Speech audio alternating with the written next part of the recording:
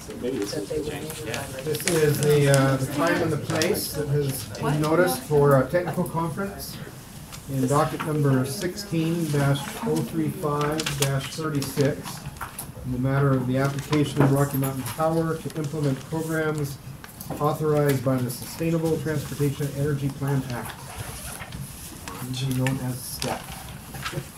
So, I think today's agenda is mainly to turn it over to Rocky Mountain Power after the introductions and let people know that questions are welcome, but we are not getting into opinions, just the exposition of the information. So my name is John Harvey. I'm a commission staff member, and we'll go around the room and have introductions, and I'll pass around a sign-up sheet if you would sign into that as well.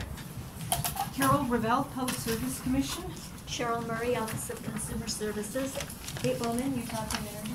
Sophie Hayes, Western Resource Advocates. Bill Como, Rocky Mountain Power. Janice Saddle, Rocky Mountain Power. Daniel Solander, Rocky Mountain Power. Michael Snow, Rocky Mountain Power. I'm going to keep the trend going. James Campbell, Rocky Mountain Power. Jay Oman, Wasatch. Rohit Nair, Rocky Mountain Power. Eric Martinson, Public Service Commission. Leila Vostok, Office of Consumer Services. Bob Davis with the Division of Public Utilities. David Williams, Kathy Van Dame, Wasatch Clean Air Coalition. Brenda Salter with the Division. And Justin Jenner, Division. Hunter Holman with Utah Clean Energy. Alex Ware with the office. Okay, thank you. And then I think we have some people calling in. Can you introduce themselves? Ken Wilson, Western Resource Advocates. Dan Moody, Rocky Mountain Power. Clay Monroe, Rocky Mountain Power. Eric Anderson, Rocky Mountain Power.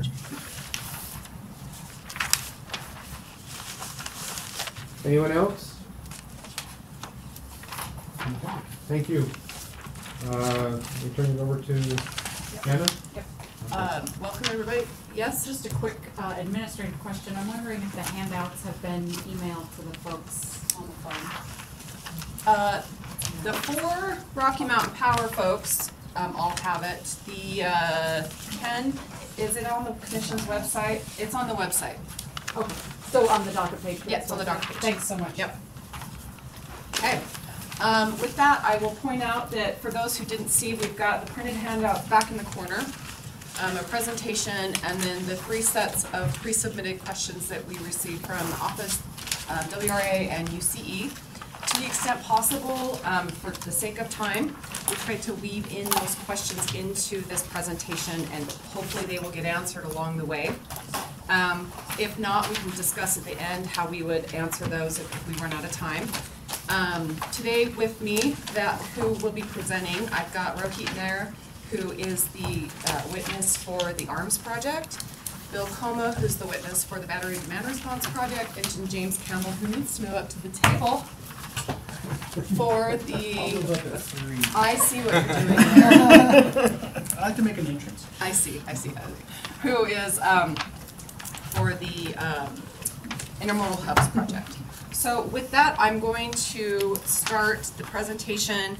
We're going to start on slide 4 and just real quickly go through just a little bit of the step budget and the accounting.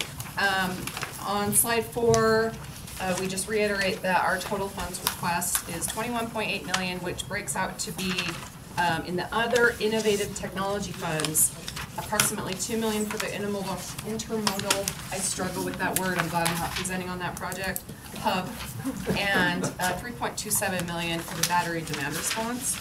And then under the conservation, efficiency, and other technology programs, there's approximately $5 million from that will be used, or we're proposing to use for the ARMS project. And then the other is on the next slide, which is the unneeded Utah Solar Incentive Program funds. So that would be your usage. So on slide 5, We've had quite a few questions. I think the division's main question for this meeting was that they wanted to know more about how and why these USIP funds are not going to be needed for the USIP program.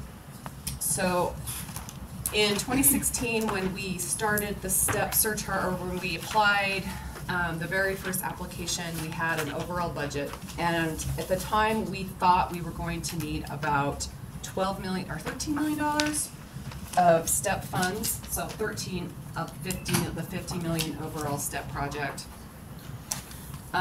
in order to finalize out that program and pay the obligations that were remaining on that program.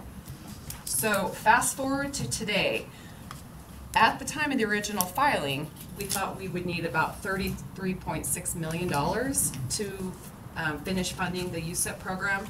And okay, part of that was again the 13 million that we would use from the STEP, and then the rest of that was what we still had the program balance of the old USIP program. So that was Schedule 107 for those who don't remember.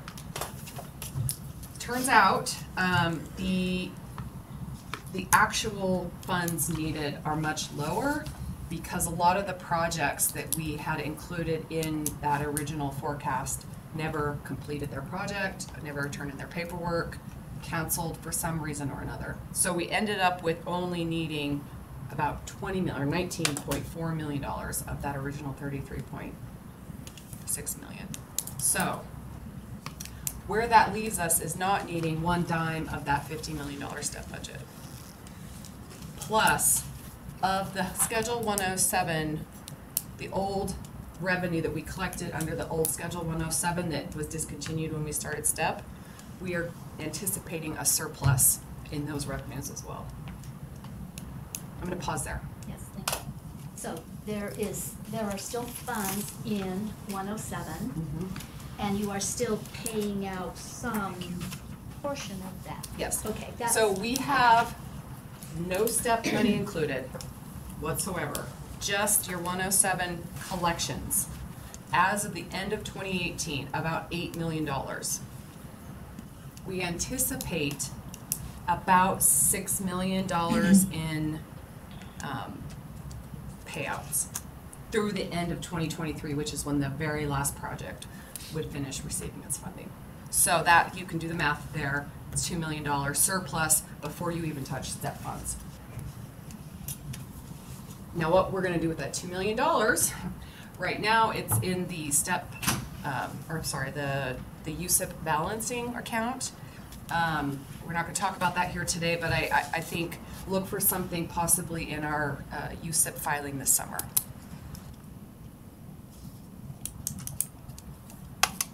I think it was a topic, but I think it's been something that we weren't sure. We wanted to wait until we had some certainty around how much we thought the payouts were going to be. And at this point, all of the deadlines have passed for people to apply for funding. So, does anybody have any questions on that?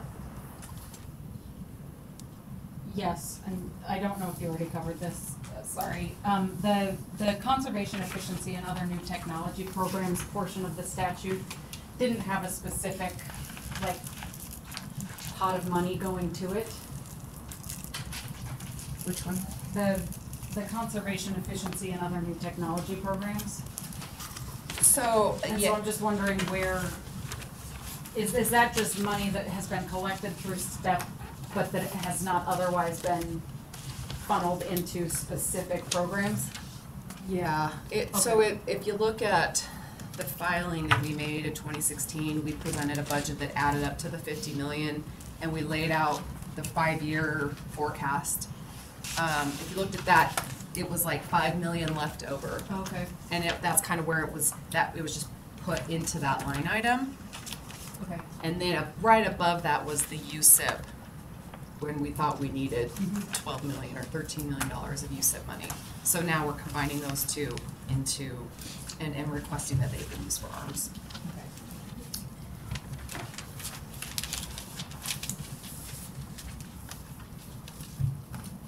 Other questions? Okay. So with that, we're going to start in on each of the projects. And we're gonna start with the battery demand response. So I will turn it over to Bill. Okay, well, great. Oh, that one time that I was in charge, I was talking and I was also in charge of.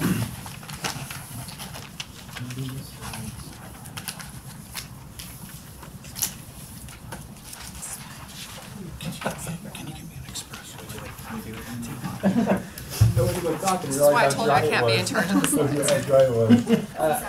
First, I first wanted to start with this. I know Jay introduced himself, but this is Jay Ullman from the Wasatch Group. That they were really spearheading an innovative project, and we're really proud and privileged to be able to be a part of it. Asked Jay to be here, kind of hear how everybody responds and about the program. At the project itself, it's called the Soleil Community. It's located in Harriman, Utah. It's 600 apartments that will all be for rent with options for 1, 2, and 3 bedrooms. It will consist of 5.2 megawatts of solar and approximately 5 megawatts of batteries. Megawatts or megawatt hours? You got the question already? Megawatt hours of batteries? Megawatts. Each battery, so that's capacity, Right, 5 that's megawatts of capacity. capacity, and each battery is about 20 kW. So the 5 times 20. The 600 times 20 is the energy. So each battery's not 8 kilowatts, it's 20 kilowatts? Each battery is 8 kilowatts with 20 kilowatt hours of energy. Okay, thank you. Thank you. Thanks, Mike. You're welcome. And if you can reference building and carport handout, it's the one that says solar and carport plan at the bottom. There were quite a few questions that said, how does the layout look like, where the solar panel is going to be located. That's what I'm going to use this graphic for. We tried printing it big, even then you can tell that it's a very large property. What this is indicating in all the buildings, the different locations, the clubhouses, but the solar itself is on top of the buildings, and then the carports that are around the buildings, the kind of extra carports were needed to be added, and that's part of the infrastructure for the solar to be there, to be able to get as much as we could on the property. What Wasatch has done is they've optimized this property to get as much solar as they can in a cost-effective manner. The first intent was to, when they first started looking at it, it was, hey, could we do a microgrid? As they went through and did the economics round and just even the feasibility, they realized with our climate, that's probably not feasible with the winter. And that's where the partnership started to be with Rocky Mountain Power to figure out how we could work together on it. Any questions on, oh, go ahead. Yeah, on this drawing, where's north?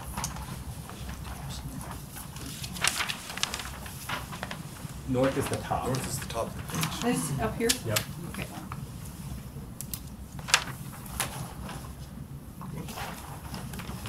So basically, everything is gonna be covered. And they added carports for the purpose of having a place to put solar. Yep. Yes. Okay. The schedule is the installation of the batteries in the first building is scheduled around August. They're also anticipating, they're hoping to have the first building open around August also. So the battery's the last component that goes in, wires up into inside the building. And all the buildings are expected to be complete with the batteries installed by the end of 2020. Okay. So I'm assuming then construction has begun and some of these are built. So the construction has begun with the dirt, and the first building has started to go vertical Okay. as of this year. Okay.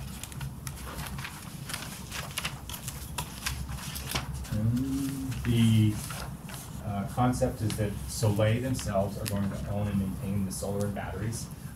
During early on in the process, when they first reached out to us, there was a discussion around, will you own and operate and provide this solution for us? as we went through that with them and looked at the economics, there were a lot of barriers that we had that we just knew we couldn't get, that we ran into, that we just knew we couldn't get through in the timeline that they had. We would have loved to pursue that. The biggest one was really the tax incentives. The tax incentive benefit for them was so much greater than it was for us as a utility that at the end of the day, that made it very clear, on top of the other things that we kind of ran into.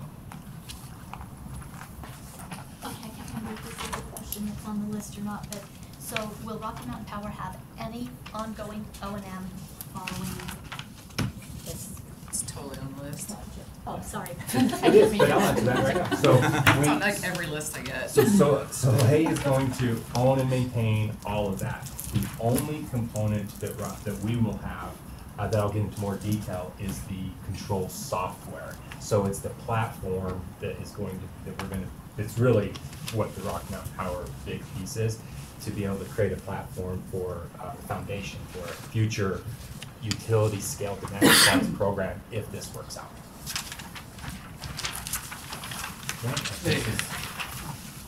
What is the approximate percentage of the total consumption, the 5.2 megawatts? The total consumption Of the complex itself? I mean, is that 10%, going to cover 10% of the consumption? Oh, the solar. 90%? 80%? 80%. Okay.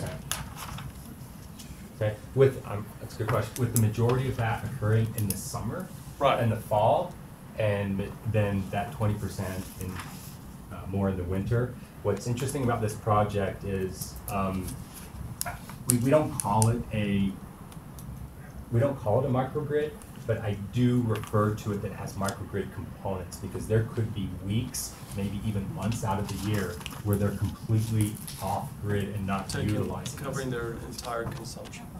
Covering their entire consumption. That's definitely not going to be the case in the winter, and probably not the case in the middle of the summer with peak usage. But that's what we're going to find out as part of this, what the size, how that sizing worked out. Ultimately, they were trying to make it as large as possible to be able to meet those needs. That can only go so large with the availability of solar, and then also from an economic standpoint. Okay. The batteries themselves, the 20 kilowatt, right? They're not gonna have heat pumps, not air source heat pumps or anything like that. They're gonna make natural gas heat. This is an all-electric facility. Part of their reasoning for it was they wanted to be a leader for clean air and show how a completely off-grid solution could be implemented. And they've gotten about 75% there. So I'll give an example. We had the outage this past week. In theory, this solution could have kept those guys on for a few days, depending on how they use their energy. So are they supplied with natural gas? No. Thank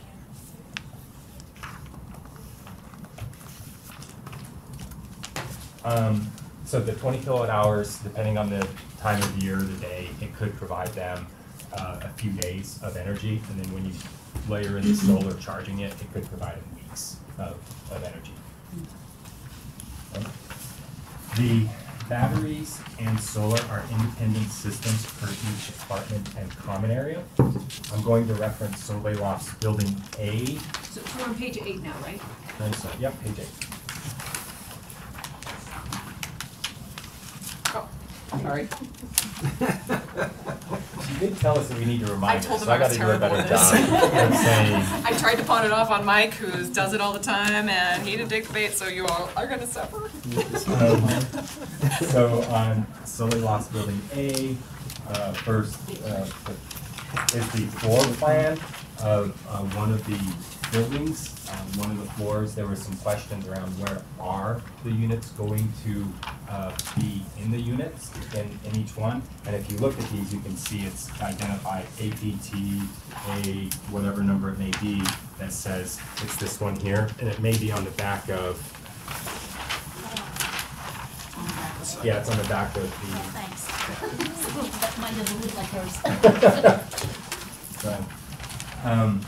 It says panel and then sewn-in unit, so you can see where the sewn-in unit, which is the battery, is in each apartment. So they're kind of different. They just had to optimize it based upon wiring and aesthetics and where it would actually be. The technology from the battery itself is unique. It's much different than like car batteries. Car batteries, if they get punctured, they're like a torch. These, if they get punctured, they just leak out. So not all batteries are really good for indoors. These are a good indoor use. I'm going to talk a little bit more about how they work with the city to be able to get through code and fire department and the safety features associated with that.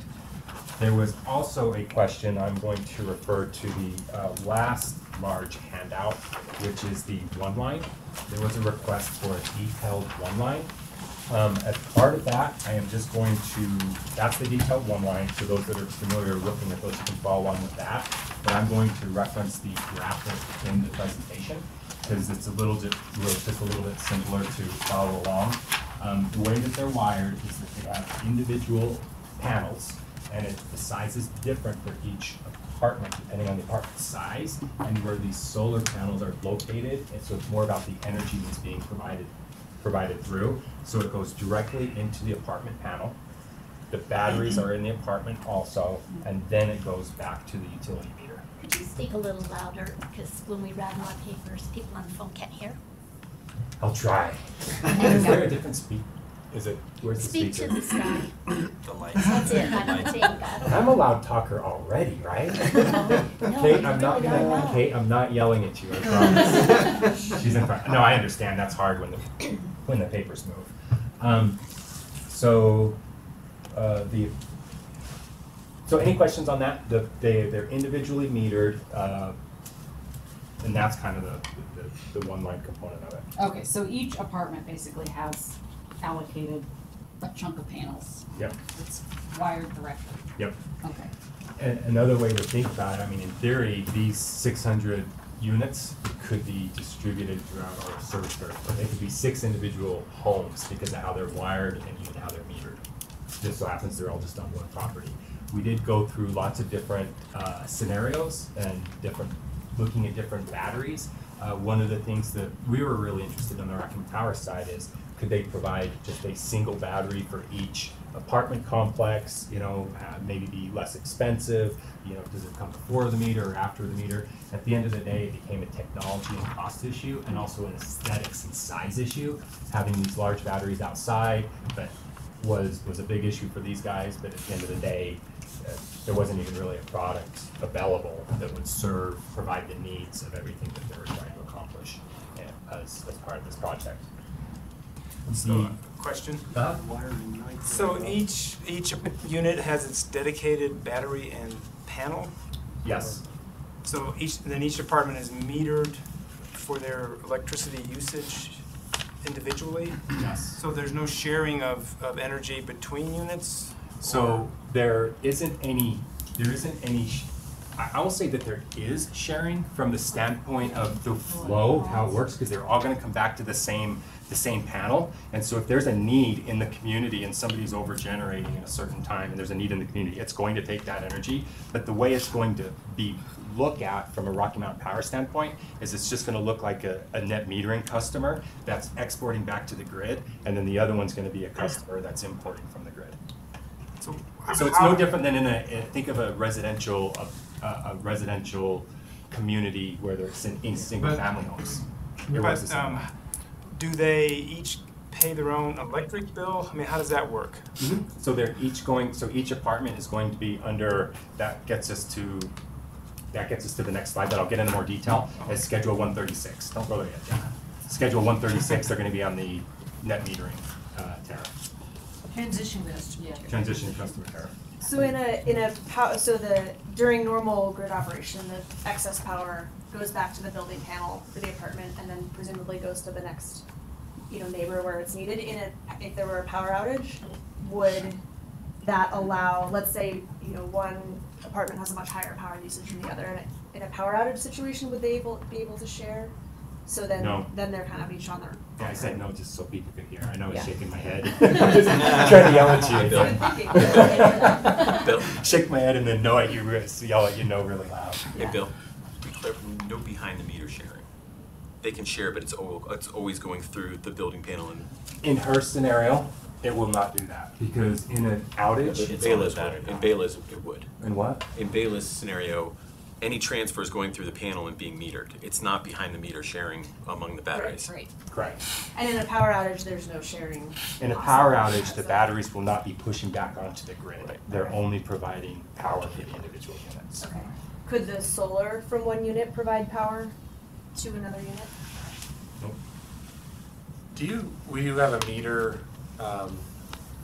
outside of the meter bank that meters each building, and so you can just for data collection, will there be a metering between the Rocky Mountain Power's grid and the meter bank of each unit?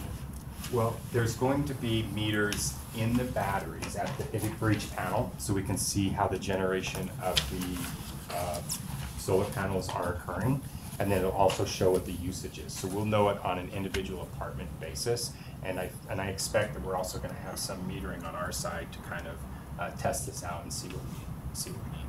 Yeah, I guess that was my question. Is curious to see if the data from all the meters matches up with the master meter data. Well, there's not going to be a master meter, but there's going to be, we'll have utility grade meter data. Yeah, I mean, that's what I mean. It's not a master meter in the sense of charging, but the fact that the utility meter is kind of the hub of what's happening from the grid standpoint, that's going to be really informative for us. Then when you pair that with the metering that's in the actual apartment, then that's the other side of the puzzle. So, oh, yeah. I guess what I was concerned about is 15-minute metering may not be granular enough in some cases to see what's really happening. But I don't know what data we'll see from that. Okay. So you're gonna be able to know what the actual generation is, the actual usage, the flow into and out of the battery for each unit. Yes. So on a high solar output day or month, I guess most units wouldn't have an electric bill except for the minimum bill, I guess, right? That could happen. And that's what we're gonna. Jay warns me all the time. He goes, "We're modeling and we're going through modeling, but we really don't know what's going to happen." A lot of times our modeling is really good. Sometimes we don't know. You know, it may not be. So we're gonna figure it out. That's what's actually kind of fun about it. Part of the data aspect, right? Yeah, and the data aspect. Yeah. I know data. So when you do the interconnection for each one, because they have to be interconnected, and so. Yeah. Do you take into consideration the contribution of each one of the panels to the peak load on the circuit, or the usage? There's all those criteria the screening criteria. And do you have to modify that because there are batteries there, or no? You just say we're going to use the screening criteria, make sure everything works. Yes, we're going to use the existing I'll call it net metering for this, net metering out customer generation application to be able to go through that. As part of this project, we are going to be evaluating it to see what the next steps would be for batteries, for us to feel comfortable with them being pushed back onto the grid, because that could be a component that we would like to try to do with this, but we've got to make sure that we have a safety component. We don't have figured out yet how would we push it back. And we're going to start that discussion as soon as they put in the application for the net metering, which should happen soon. Okay, great, thank you. Yeah, I looked through, I didn't find this, but probably in here, I'm just missing it, but you told us the battery size for the whole complex. What's the total panel size for the solar panels for the whole complex? How many megawatts? Jay, do you know the answer? How many megawatts? There's 2 panels per building. Solar panels? 5.2 megawatts. 5.2? 2 panels per building, or 2 panels per unit? I don't know the panel breakdown per unit, I'm sorry. No, that's Provide it'd be any. per unit. It'd be per unit. It'd be different anyway because of 1, 2, or 3 bedroom. Correct, it is. Yep. They're marginally different. Yeah, okay. Okay, a few of these bullets I'm gonna go through really quick because these address specific questions that came in. So I just wanna make sure that I'm addressing them. They are metered individually, we talked about that. The inverters are IEEE 1547 compliant, and they did get UL certification. The panels will not be DC coupled, and that's a product availability issue.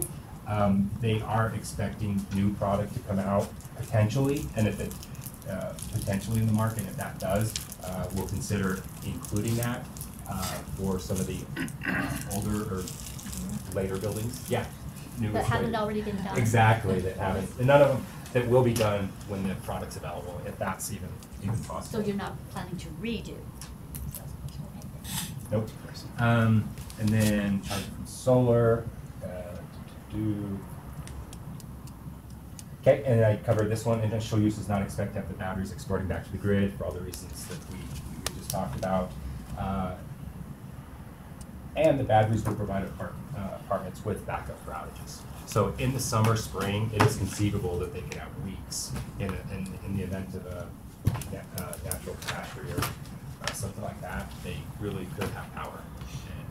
And, Slide 9? next one. So, sorry, Well, no, we'll go not back. yet. Oh, not yet. Hey, she's on top of it though. Jen, I have a Just- question going back to slide 7. Oh, okay. One more. I'm not Let's go quite back to slide sure what seven. this means then Okay. when it says, Rocky Mountain Power will control and dispatch the batteries. What's the interaction there that Rocky Mountain Power is doing in dispatching the batteries? That gets me to slide 9. Okay. So let me answer Sophie's question really quick. So Okay. with regard to the batteries not exporting to the grid right now, but you looking into it, can you just talk a little bit more about what experience you might get through this project that would help bring you comfort in exporting battery power back to the grid? Right now we have and I mean, actually, I'm really talk about this, just kind of how I answer it. So right now we have standards for if people put in batteries right now, and they're not allowed to be pushed back into the grid. That's just because safety issues and sizing and all those different components. We are going through a process of what that may look like. And anything you want to add to that, Rohit? Well, for this project, I mean, there are certain uniqueness, the way it's all paneled and the protection that the panel itself is going to have to make sure that it doesn't become a safety hazard for our linemen. So we went through an exhaustive process to determine if there's an outage situation, if this battery will end up back feeding where our linemen, it could be a safety hazard for them. So one thing that we want to really understand is how the battery really reacts when there's an outage situation, how quick it responds during an outage situation, and during non-outage situations, how do you really dispatch some of these batteries based on the depth of discharge, the rate of recharge, and things like that. The other piece is... So you're just going to be tripping off these apartments just for research purposes? No, hopefully not. If you didn't have any problems on your system, you wouldn't get that data, so are you gonna do what she says? I mean, once in a while, I mean, just to... Well, not on the circuit level, but maybe on the panel level. So there are individual breakers for each row of apartments at the panel. So maybe at that level, we might end up testing it. But I don't anticipate us taking down a circuit outage for testing these things. So, yeah. But you can do it each unit. Is that in your plan to do that? So Jay and I were just brainstorming this yesterday. So we were talking about what does the plan look like, because each of these buildings will come on at a different time, and what do we want to test each time, because there's so many things we want to test. So before people come in, if we need to do anything at a building level, that's the time we're going to be doing it. So we have 24 some buildings coming online that we can do that with, and anytime we'll be able to do an apartment that's not being occupied. So they'll have move outs and move ins and things like that where we can play with it. But ultimately, from a demand response perspective, we want to crack that nut to be able to dispatch back in so we can help the overall grid. One of the challenges is basically with a lot of batteries. I mean, how do you really discharge, and how do you really plan on discharging for day ahead and things like that based on the rate of charge and all those kind of things. So it's one thing with doing a Panguitch type of battery with one battery. It's a completely different philosophy when we look into like 600 battery systems. And then that reminds me of a question I may have asked in Discovery, but I'll just ask it here in case you feel like answering it first. I'm wondering how, Bill, you mentioned that this sort of simulates having solar and storage on 600 different homes. But I'm wondering how far you can take that, because these are all in one spot. And so I'm wondering sort of how applicable this project is to widespread deployment of solar and storage that's not conveniently aggregated into one community. Sure. There's a lot of things we don't know what's going to happen, but we can speculate. So I'll speculate a little bit, is that because of how they're metered, it's still going back to the panel, and so we're still going to see how it's used and how it's dispatched and all those different components. It still has to go to the panel, come back through our meters and back through. In theory, we should be able to tell just like we would. The challenge is going to be more on the feeder side. Is if we wanted to dispatch them all, is there really going to be feeder challenges, which is different because it would all be on one feeder instead of distributed. And the other piece becomes communication. Yeah, that's a big issue as well, because like Bill mentioned, once it's on the feeder, we have to look into the NERC, SIPs issues, and all those kind of things. So it's a completely another level of cybersecurity requirements. But that's ultimately that's what we want. We want to be able to dispatch and find a way to dispatch it back onto the grid. And then you could use it for demand response. So we can use it for demand response in a traditional sense to where we can offset all the load, but then we could use it for advanced demand response where we're actually, it's not even demand response, it's almost demand adding. It's not like Cool Keeper. Yeah, it's pushing back onto the grid. But not under your scenario. I mean, it wouldn't work. Yeah, you'd have to go through this. Okay, because if you shut it down, then it could draw on the battery. Okay. It's like, so in that scenario, it is, the way it's going to operate first is like Cool Keeper, because it's going to be only on they their are side. disadvantaged by Air conditioner. because they will have power from their battery. Yep. Okay, slide. I have a quick question. Oh, sure. Will these be provided, will they get their heat from natural gas, so this is only just the electric part of the house, or will they be electric heated also? No, that's, you missed that part, I'm sorry. Okay. It's actually an all-electric building that the developer chose to do. They came to us saying, we want to do something for air quality, and this is what we're doing, and we found a way to do it less expensively, so that's.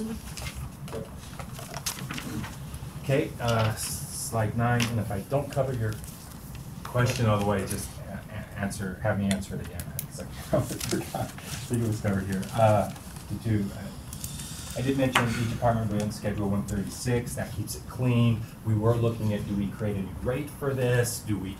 Ultimately, at the end of the day, based upon their timeline and also what the data that we didn't have, it would have been a lot of speculation and a lot of work to be able to go through a new rate. So ultimately, we decided, let's see, and I think it's a good approach because let's see what happens for our existing rates, and then we can evolve from there. So that kind of kept it cleaner, and but we know it's probably, we're going to want something different for batteries in the future. But if they go on schedule 136, they can stay on that through the term of 136. Yeah, that's what 136 is, or whatever the 136 allowability is. If they're allowed to opt on to a different one. If it's, yeah. Yeah. But I mean, they don't get kicked off if we determine that this is not. But that's the design. Oh, you mean if we design a rate for batteries and then we say you need to move to this? I don't think we've even discussed that, but I wouldn't imagine. Isn't that kind of what you would be looking? Yeah. The intent is we want to figure out what the right rate is for folks going in the future, but it's no different. I don't view it any different than any customer going on the transition program for 136. They had to do economics around it. They had to make a choice based upon the rate. So unless they wanted to go to the new rate, I don't think we wouldn't want to kick them off. That would be the right thing to do. Doesn't document. Okay. So the utility portal is the piece that's going to be developed with the battery manufacturer Soleil. They already have a robust portal for residents or folks that have batteries where you can go in, you can dispatch the battery, you can set different ways that it charges, discharges. If you were just a single homeowner, you can do that now. They have started to play with utility type of dispatchability, but it's not completely where we would need it for us to be able to do the type of demand response that we would want. So the big thing for us is we're going to be developing that software platform with Sonnen, and that's what this project, that's the big thing that this project does, that they're allowing us to have access to, full access to the batteries for dispatchability.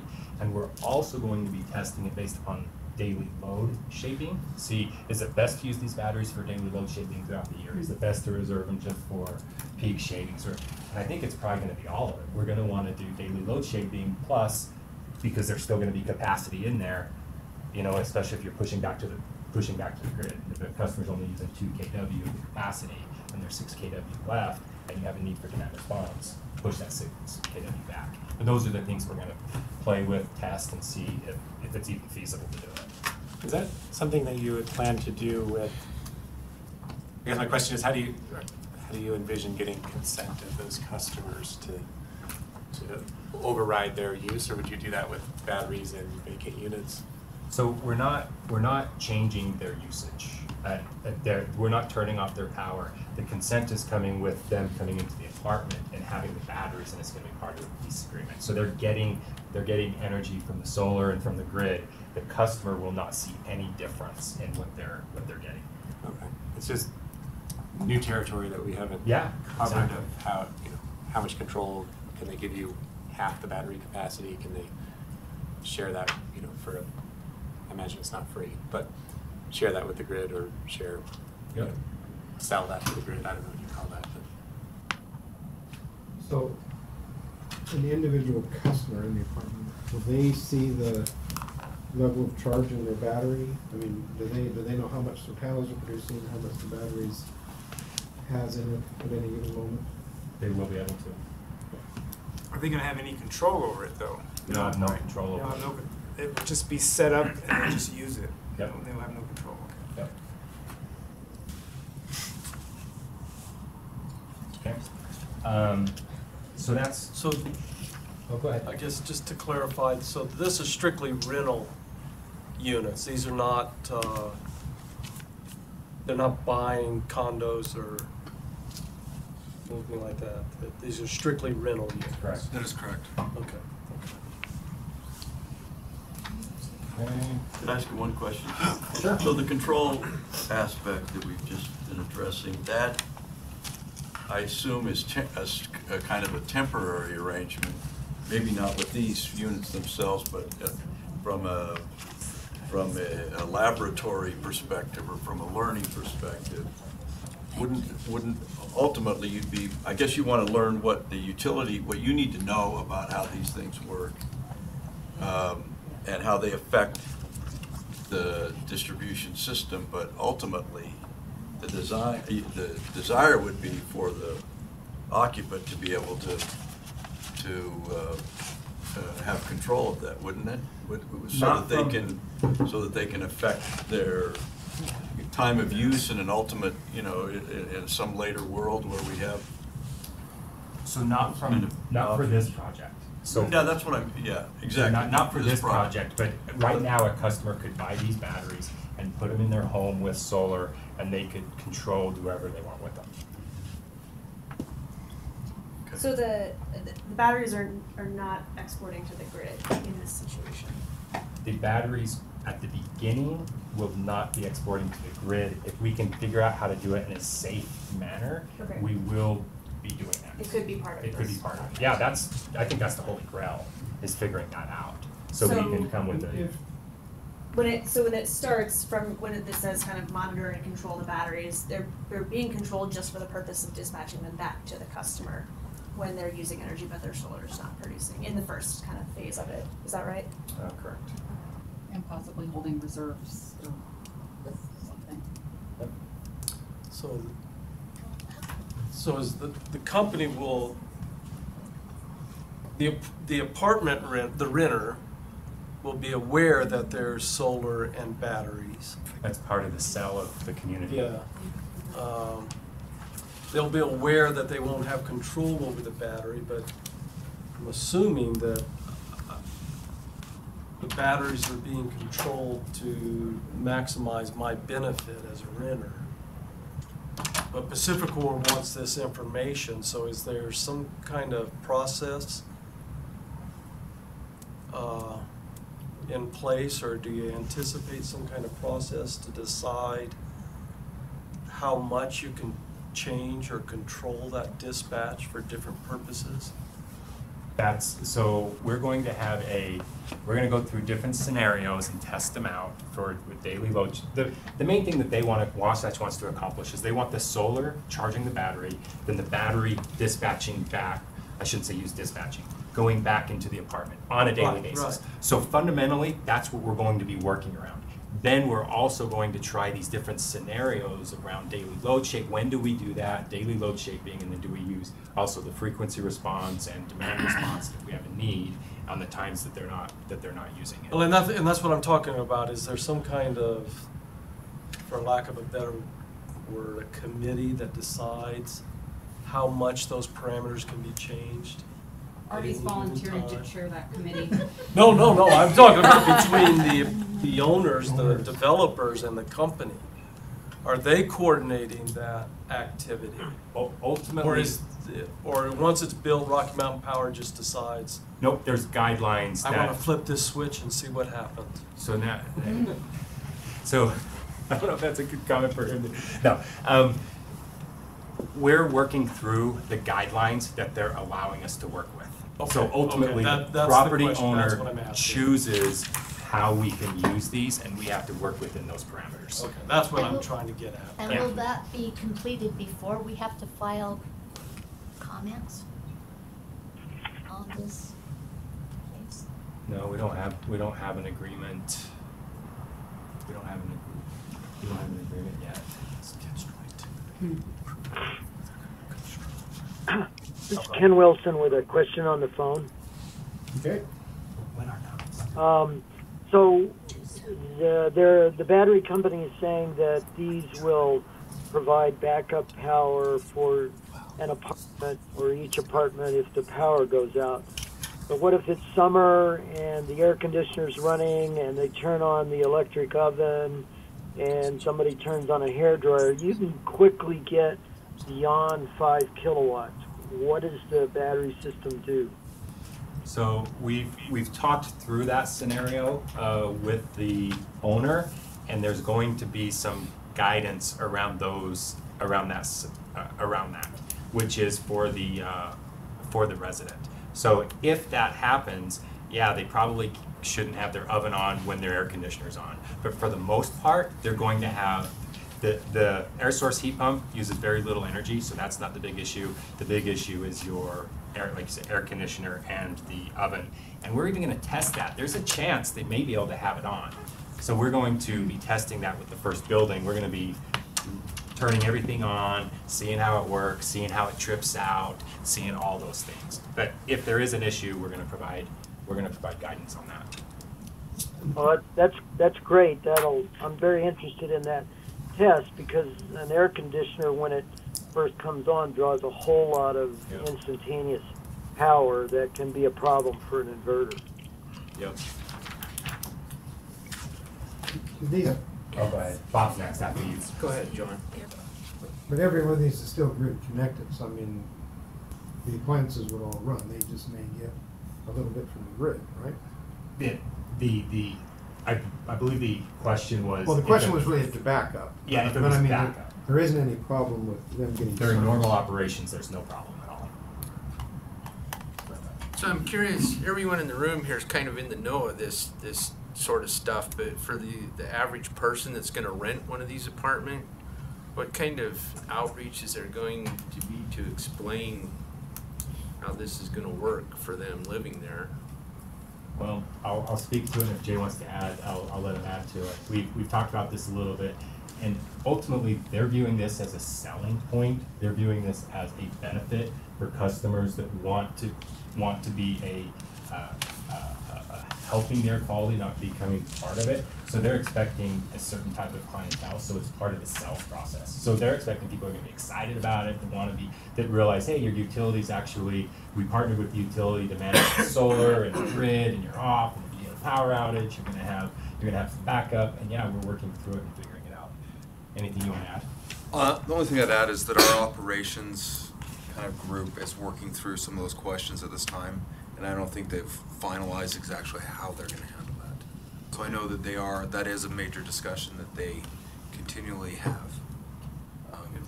And I'm sure we'll continue to learn, and the process will probably change a little bit as we go. Okay. I have a question. Yeah. Just to kind of go along with that, it seems to me that like what you guys are looking for, at least in this first development, is almost other than maybe the renters want to know how much it's going to cost and is it financially beneficial for them, this kind of thing. But mostly what it sounds like you're saying with this first development is the person that's occupying the unit doesn't have to do anything. They just flip their switches, they just do everything the same, there's no questions asked. Yep. The only thing that they'll notice is if everybody else's power goes off, theirs might stay on for right? Like it just exists in the background is what you're trying to do. And they'll get some messaging around how much renewable energy and it's how much things that they're contributing for that, so there's some benefits associated with that. But yeah, that's right. And that's the intent. Who will be providing that information, Rocky Mountain Power or Soleil or It's gonna be both. It's gonna be both of us, but when it comes to communicating with the customer, it's always gonna be coordinated through the building. Oh, okay. Ultimately, the building owner owns these, and they're the ones that are choosing how it's being done. No different. I mean, before Rocky Mountain Power was involved and they asked us to be, they were planning on doing the dispatching. They were planning on doing that, and they realized that they weren't experts on that, and they were saying there was benefit. The benefit becomes more for Rocky Mountain Power, and so it doesn't really change of what was going to happen. It just Rocky Mountain Power being involved just changes that we're going to be the ones optimizing it and doing the reports and trying to find a way to replicate that, so it's not just one community working on it. You may have talked about this at the beginning of the presentation, but I didn't quite understand it. Now I'm kind of figuring out how this works. But if you have at one place and their battery is completely filled and they're producing solar, but there's nobody home and they don't have anything on except the refrigerator and they're generating excess power, more than that facility is using, but they can't go to the grid. They're not going to backfeed into Rocky Mountain Power's grid. Does the panel turn off, or how does that work? So the solar itself is going to, and I'm making sure, look, I understand your question. So the solar itself is still going to work like a traditional solar net metering customer. Oh, okay. So if the battery is already full, then any excess energy is going to go back to the grid and get compensated at Schedule 136 levels. Oh, okay. It's just the battery that will backfeed. That's right. Okay. Go ahead. Are you expecting a lot of electric vehicles? Go ahead, Jay. This is exciting. We are installing 100 EV chargers up front with the capacity to go up to 140. So yes. we are hoping for that. I mean, we are putting the infrastructure in for the EV chargers, so we do hope that they get used. Level 2 or? Yes. We will have a couple super fast chargers, but just 2. It's a total solution because it has the level 2 plus fast chargers in case they're in a pinch. And do they have their own designated battery solar system, or are they just spread throughout? And do they? I guess I'm wondering where I don't understand. Are you The referring to power the for EV the chargers? charge. Yes. The EV chargers come from the house meter, so they're grouped together per building. So we have like 4 to 6 per building, depending upon how large the building is. And so. So you just say I'm an EV tenant can I have an apartment that's connected to a vehicle The charger? apartments are not connected to the EV chargers. Oh, I heard the opposite, So, okay. the EV chargers are connected to the common area or common area meter, sorry. Oh. He uses house, I was gonna clarify. Okay. House is Sorry. common area for them, Oh. guys. Apologize. It's like parking lights, the pool. Yeah. Okay. We, And apologize for the I confusion. think you mentioned that some of the common areas will have solar on them as well, and so will the common areas also have batteries? As of right now, yes. Okay. We're hoping to do that. That's why there's 621 batteries and 600 units. Okay. And so functionally, the common areas will operate just like one of the apartments would? With a Yes. different load profile, which is we're interested to see how that will look. Evening charging. So with regard to these tests you're running, and the information you'll be gathering, do you have sort of a stepwise plan, like for what tests you'll be running when? And like if we're interested in learning about what you're learning, what's the process for tracking that? We want this to be a learning process. This gets to another bullet on here that I'll just be able to skip in the future, is that, perfect, right? Is that we chose to go with a third-party evaluator to come in and say, here's all the things that we found, here's the data, so we can really have a robust analysis, and we're gonna want feedback into exactly what they should be looking at. So, yeah, and that's gonna be public and shared. I think that's one of the big benefits for this. And so I presume they will be doing some sort of review after so many years? Or like what's the timeline for? Year 2 is when we're planning on doing it. Okay. But So it sounds- presumably you'll be running tests. And what year is year 2 after 2021? So year 2 is 2021. And so will you be running tests? We'll have a whole year of data. I'm sorry. Yeah, 1 No, year, you're that's Two kind of what I was. conversations. Yeah. I'm like literally 2 conversations at once. This is awesome. Very impressive. Multitasking. But Rocky Mountain Power will be running tests before you have this third-party reviewer come in to evaluate things, I presume. I don't know if tests are the right, so we're It going might to not be be, the right be term. testing it to make sure what happens if it all falls, if everything turns off and the battery kicks up. We'll be doing that. But ultimately, we're going to be optimizing it, Okay. and looking at it to see how do we do daily load shaping, and then will that be the largest value for us to where on that circuit, and maybe it's flat, or maybe we're not doing daily load shaping. Maybe we're not keeping it flat. Maybe it's a negative, maybe it's 0 usage during peak. We want to see if it actually will work in those scenarios. So maybe test is the right word, or maybe try. Yeah. Okay. But- and so would that be something that you'd report on in like the annual step reports, or I guess I'm just trying to figure out. Whatever you ask for. your That's comments. what I'm trying to figure out, like. So just there is as a part of the timing plan. component. After the first year is when we'll have a lot of the data, but Okay. I think we can do. I wouldn't mind doing. If folks are interested, it's kind of one of those things of, you don't want more meetings than you need to, but anytime, informally or something, if people want to sit down with Jay and I and kind of geek out with what's going on, I think we'd be happy to do Okay. that, because that's part of it.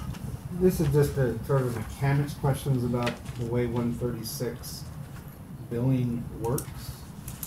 So if an apartment is taking electricity from the battery and using it in the apartment, does any meter associated with billing move at all?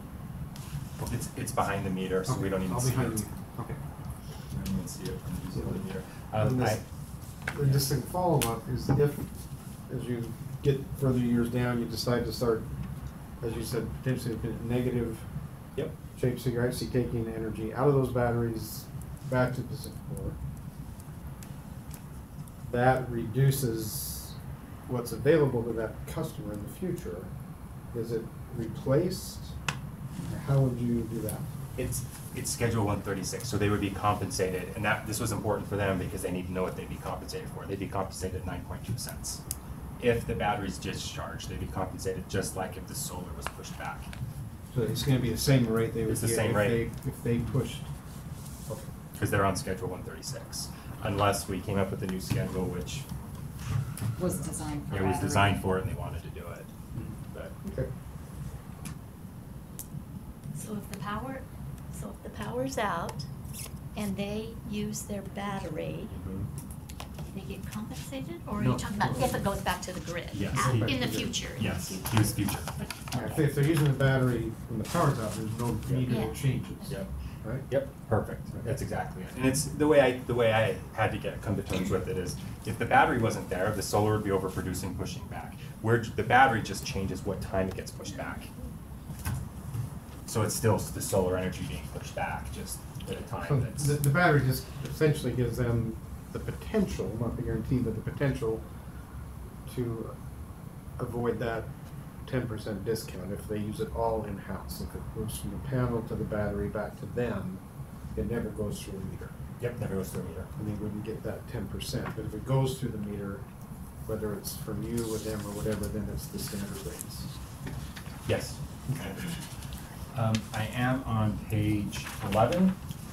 There were some questions about who the solar company is. I went through the solar platform. So Changed it for you. The project has, so this project just didn't start. It didn't even start as a step project. As we went through it, we realized the only way we're going to be able to do it is we go through a step project. So we weren't going to be able to go through all that. So that's where we ended up with. They've been working really hard with the city of Harriman and the fire department because one of the big things that's out there in the industry is our battery safety even being in your apartment. This chemistry is a little different, is much different. I mentioned a little bit earlier than other batteries where they literally can explode. These are much safer because it's lithium iron phosphate. They just tend to be about twice as heavy. I mean, these batteries can be around 950 pounds. And so they're safe that way, have worked with City of Harriman, and as part of us working with them, we also identified that what happens if there's a fire, and because fire department folks won't go into a building if it's energized because it's a safety hazard for them. So because of that, they put in a button at the panel outside that shuts down all the batteries. So if there was an emergency, there's a button on the outside, you push it, all the batteries turn off. And so there's a lot of work that's going on to make sure that this is done in a safe way and to figure out, making sure that it's code compliant and all that. Final approvals we're expecting to have really soon. They've gotten preliminary approval. They're working through a few minor details. So at this point, unless some unknown issues come up to the project, it's really on track to be completed as planned. We talked about the software platform and the data gathering and how it's going to be shared in a public report. We want feedback on that. We will probably we'll either use a pre-qualified vendor or establish new contract through an RFP to identify who that was. That was a specific question that came in. Can I go back to the fire department? Yeah. Did Harriman have to change any of their safety policies or anything? Not that I'm aware of. It would be really interesting as part of the reporting to maybe talk through what their issues were and what made them comfortable with the project and sort of what you did to fix that, just because I know concerns about batteries when it comes to building code or fire department are pretty common. And so for other cities to kind of learn from that, sort of reinventing the wheel would be really interesting to include some of that in the reporting, or maybe even involve the Harriman Fire Department to sort of talk through why they're comfortable with it. I think it probably talk about what they had to do differently, to be able to get it done. Yeah. Okay. We talked about platform, that's 11, now I'm on page 12. Well, it's only because they asked the questions and I covered them already. Where are you staying on top of it? Yeah. One time I got it right. You got it right. Okay. So there were some questions around the cost. The total cost of the solution is $34.3 million. These are the developer's costs. 22.3 is for the solar panels, inverters, wiring, materials, mounting, and labor, while 12 million specifically for the batteries, purchasing those, the components. At the end of the day, it's very hard to make batteries even economic. Why put them in when you're just going to go on Schedule 136 and get paid 9.2 cents, and what's the benefit? At the end of the day, the benefit here is they're able to promote a very innovative community that's truly is solar. If there is a natural catastrophe, they're going to be able to have some power, that type of thing. Maybe that's the sell. For us, as a grid to be able to offer this as a utility, there's a lot of value for us to be able to figure that out and to scale this type of solution for others.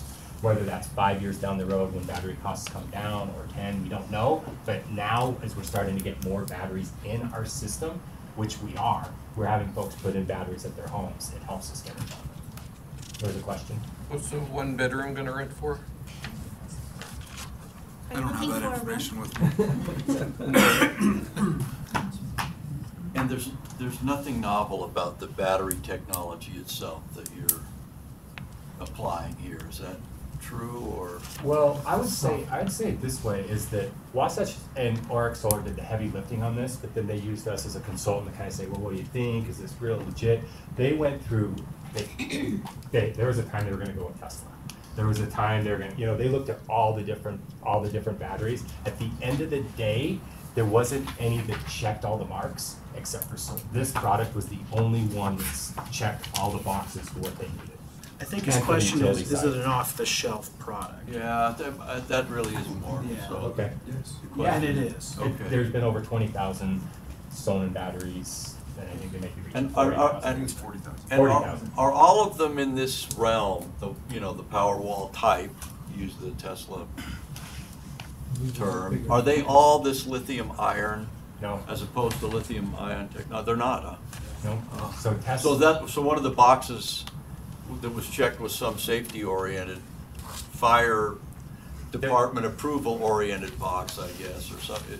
Just have these in a concentrated application. I'll say it this way, there's been some jurisdictions that haven't allowed the Tesla Powerwall to be inside homes. In the garage, we're allowed with exceptions because they're kind of already done, but they're just a different. And then the big issue for us as a utility, if we're going to be doing daily cycling, maybe even twice a day, you'd have to replace the Tesla battery every few years. This battery is 15,000 cycles,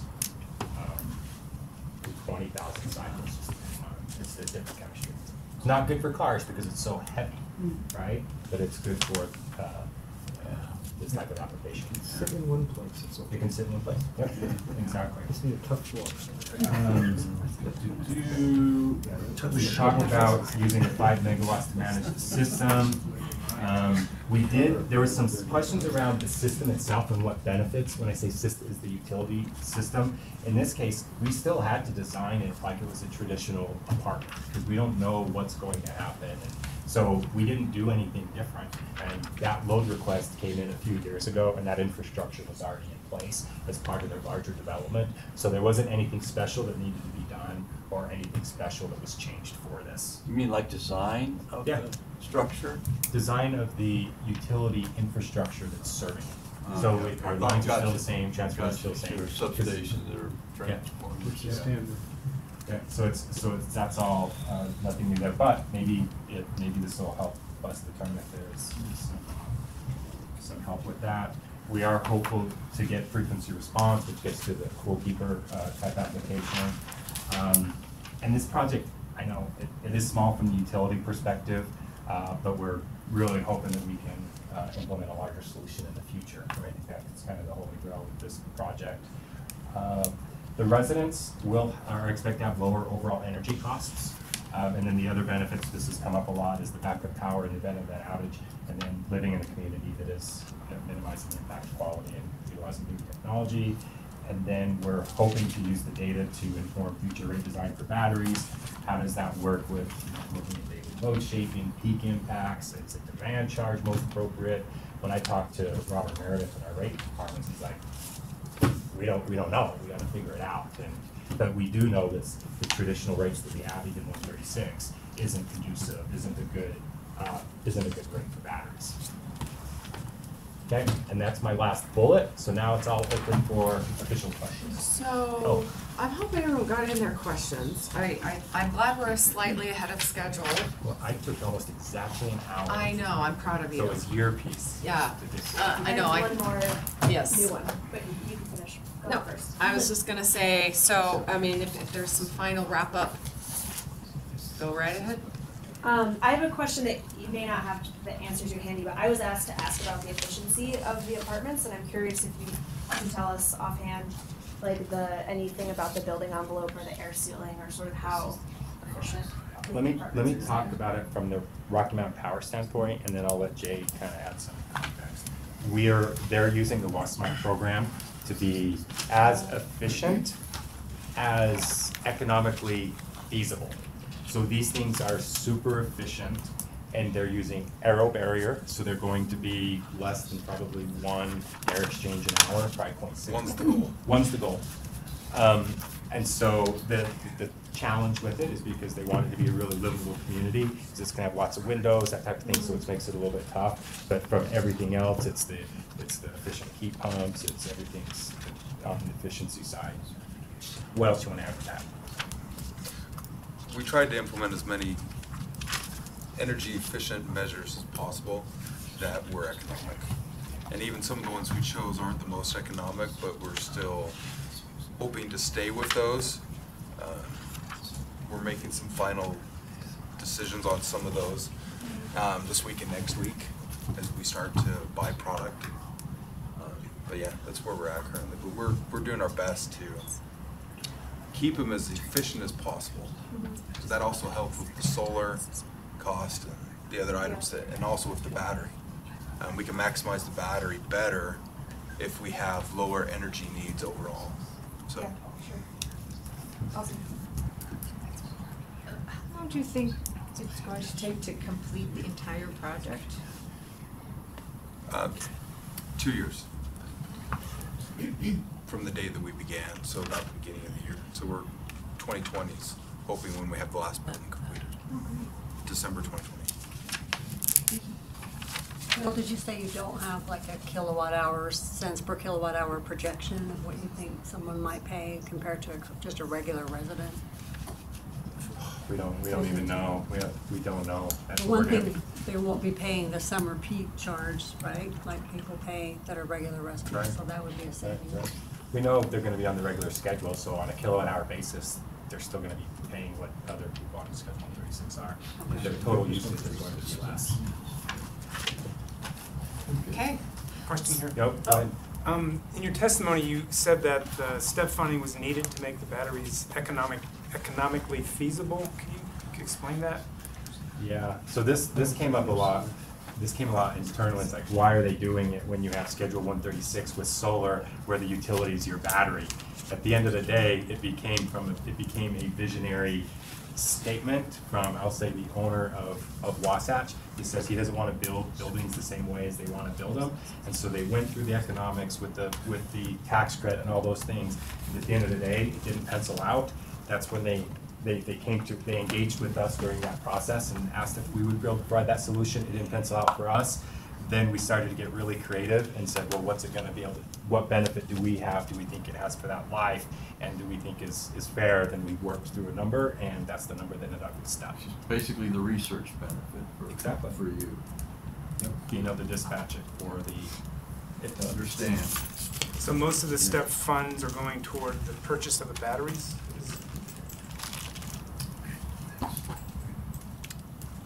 Okay. All right, we're gonna take a 10-minute break. So it's 2:16. We will be starting back on the ARMS project at 2:26.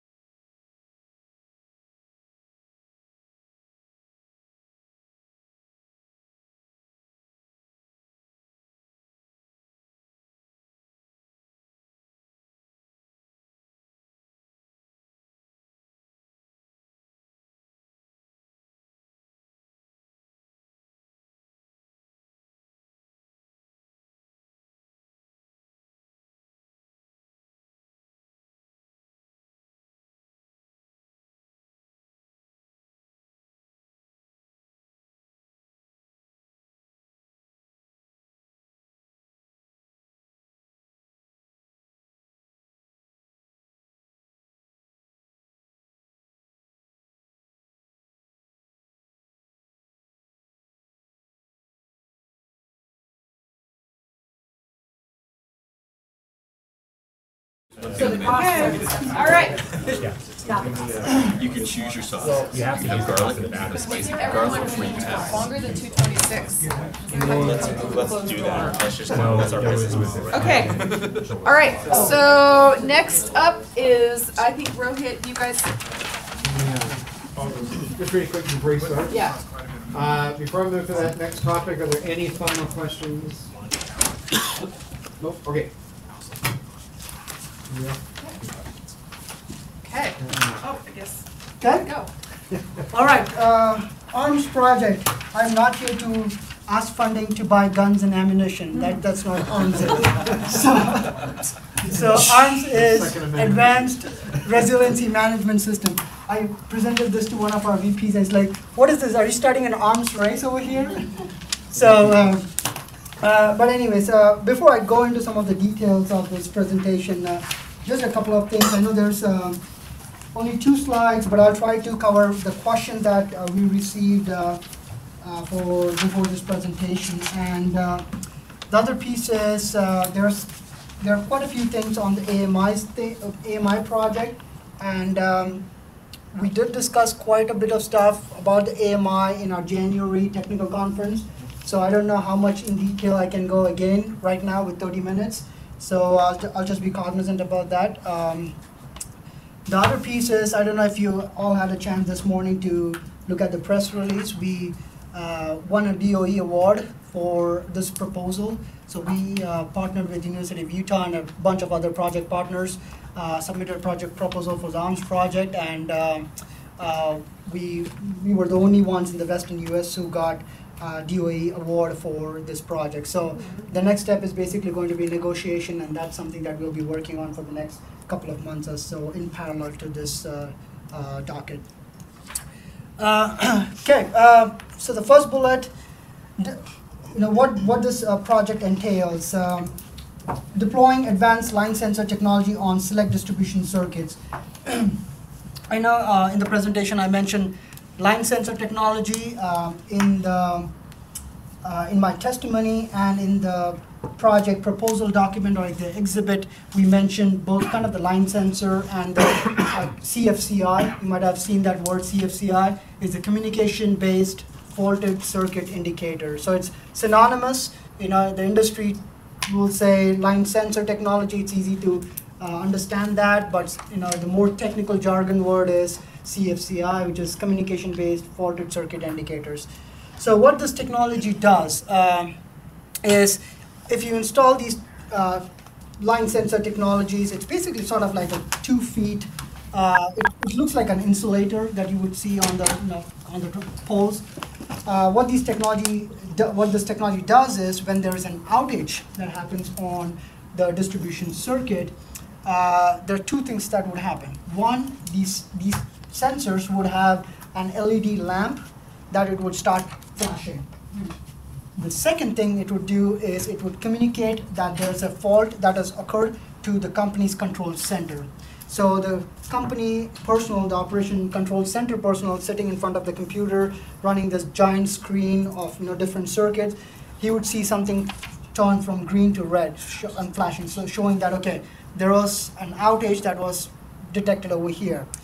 So how does this help? Well, it helps for faster outage restoration. So the field crew, they typically go and patrol the entire line to see, okay, if there's a tree that fell, if there was a bird issue, it was an animal contact issue, it was some equipment issue or things like that. So the personnel would kind of patrol the entire line. In the valley, it's a little okay because you have shorter lines, but once you go down to southern Utah, you have these long distribution lines. In fact, one of our longest lines is almost like 100 miles down in southern Utah. So just imagine patrolling that entire line to identify where the issue is. So these are the locations where we think fault circuit indicators really help, because not only the personnel can get information from the dispatch personnel sitting in front of the computer saying that, okay, the fault is between this pan and this pan. So just patrol that, figure out what it is, clear the fault if you identify anything, and restore outage, rather than patrol the entire line. So on top of that, we also get information on basically kind of power quality. We can do data analytics. Okay, how many times an outage has occurred over here? Is there some bigger issue going on over here rather than just a lightning issue? So it helps us kind of better our distribution planning criteria as well. So that's the advanced line sensor technology on select distribution circuits. The reason we put in select distribution circuits, and we have had a few questions on what that means, is basically we're targeting distribution circuits that connect critical customers. Now, what are critical customers? We maintain a list of critical customers, which could be 911 dispatch centers, hospitals, data centers, and some other customers that we have listed, and we have maintained a database of those customers. So that list will be used to identify which customers we need to target and which distribution circuits we need to target that connect those customers. The other piece is we will also be looking at the historical reliability and see, because there is significant advantage on selecting circuits with poor reliability and having these things in there.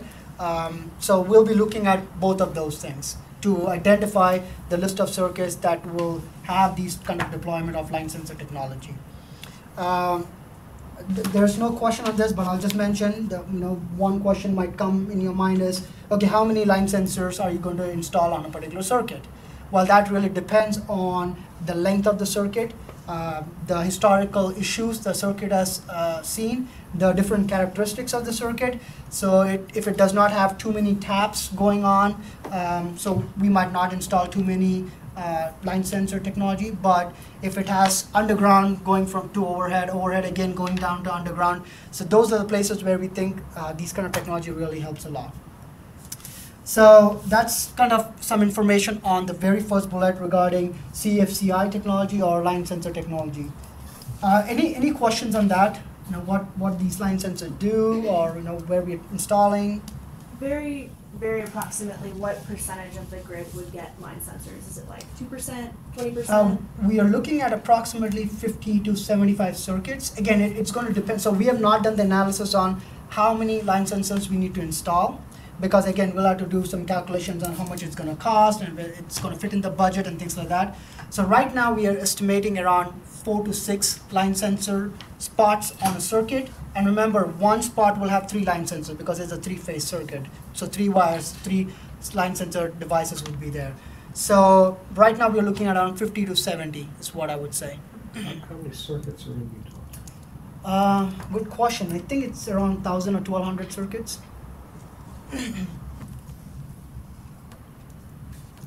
Okay. Any other questions on this technology? Okay. Moving on. The next one is install and test communication hardware devices on strategic field equipment to enable remote monitoring, operation, and control capability. Now, let me talk about field equipment. Now, what are these field equipments? It could be transfer trip switches. For example, a critical customer might have 2 different feeds coming from 2 different circuits because the critical customer says that, well, I need more reliability. My hospital does not want to go down during an outage on a particular circuit, so can you improve the reliability? So for that, we often provide 2 different circuits that feed to the common customer, but it's not like the 2 different circuits are operating at the same time. You always have one sort of a backup. If one has an outage, there's a transfer trip, usually an automated device that will automatically go to the other circuit and give that, feed that customer. In a lot of our devices, on those kind of devices, we do not have any monitoring or control equipment. So the dispatch personnel sitting in front of the computer, that person does not know, okay, if really this circuit is feeding or if it's this circuit feeding. So this will kind of enable that monitoring, saying that, okay, this circuit just switched from here, circuit A to circuit B. So they can then provide that information to the line personnel, and that again provides faster outage response on that as well. The other equipment could be line recloser. Now, I don't want to go into a lot of technical details on some of these equipment stuff, but line reclosers are used to temporarily remove temporary faults. Basically, a lightning. So when a lightning strikes on a line, you don't want that line to be completely out for an hour, 2 hours. You want to make sure that once the lightning clears, the circuit gets back online and it feeds the customer. So for those kind of things, we look at reclosers. So reclosers gets the line back into service once the lightning clears, or if a tree branch falls and just falls to the ground and clears the line, the recloser kind of re-energizes the system. Often we do not have information on the controllability of these reclosers, as in so these reclosers are kind of programmed to operate 3 times, right? So it's like, okay, the fault occurred, it opens up the circuit, the fault does not clear, it checks the circuit, it's not cleared, and it operates 3 times. On the 3rd time, it will lock out. So it will lock out as in, okay, now I don't want to risk kind of again and again clearing the circuit and opening the circuit, so send the field personnel. Now, usually what might happen is on a long circuit, the field personnel might say, okay, let me inspect the line, and by the end of the line, I'll figure out where this issue is, and I'll give you a call, like the dispatch personnel, and tell you, okay, the fault was here, I've cleared the fault, I'll go back and re-energize the recloser. So again, that's drive time going back to the recloser to re-energize. What about allowing the dispatch crew themselves to just hit a button and re-energize that recloser equipment, so that the field crew does not have to come drive all the way back to that equipment? And I'm just giving an example of one equipment. During a large storm, you have field personnel everywhere, so coming back to the equipment to just turn it on, it takes quite some time, and again, that leads to longer outages. So are you planning to install these in more remote areas, or what's the strategy behind where you're going to put them? Right. So again, a lot of that depends on the communication strategy. So in the Wasatch Valley, we had the advantage of having they call it line of sight. On top of Ensign Peak, you will see this big tower that gives us the communication for the entire valley. That is not kind of cellular based. You don't pay all the cellular fees and things like that. So in the valley, we'll be leveraging that particular technology. So we operate a lot of the substations using that technology. Outside the valley, we might have to look into using cellular, like a Verizon 4G or a AT&T 4G. So those are the 2 technologies that we will be looking into. And again, it depends on how many critical customers we'll have outside the valley, how many circuits we'll have outside the valley that have poor reliability. So all those analysis will determine how much is going to be in the valley versus outside the valley in southern Utah and things like that. Okay? So those are the 2 examples of equipment that we are kind of trying to get some control capability and monitoring capability on some of those equipment. Go ahead. When do you anticipate that you will know where you plan to place these? I mean, a month, 2 months? I would say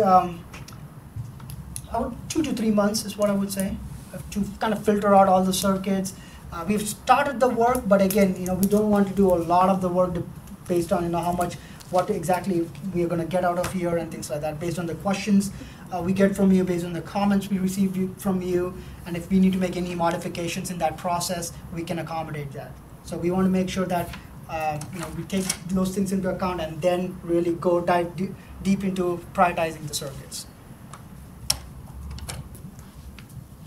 Okay? All right. So the third one is going to be sort of overlapping on the AMI project, is install and operate the ERT gateway systems to extend the AMI network to 764,000 AMR meters. So in Utah, we have a lot of AMR meters. AMR meters are basically meters.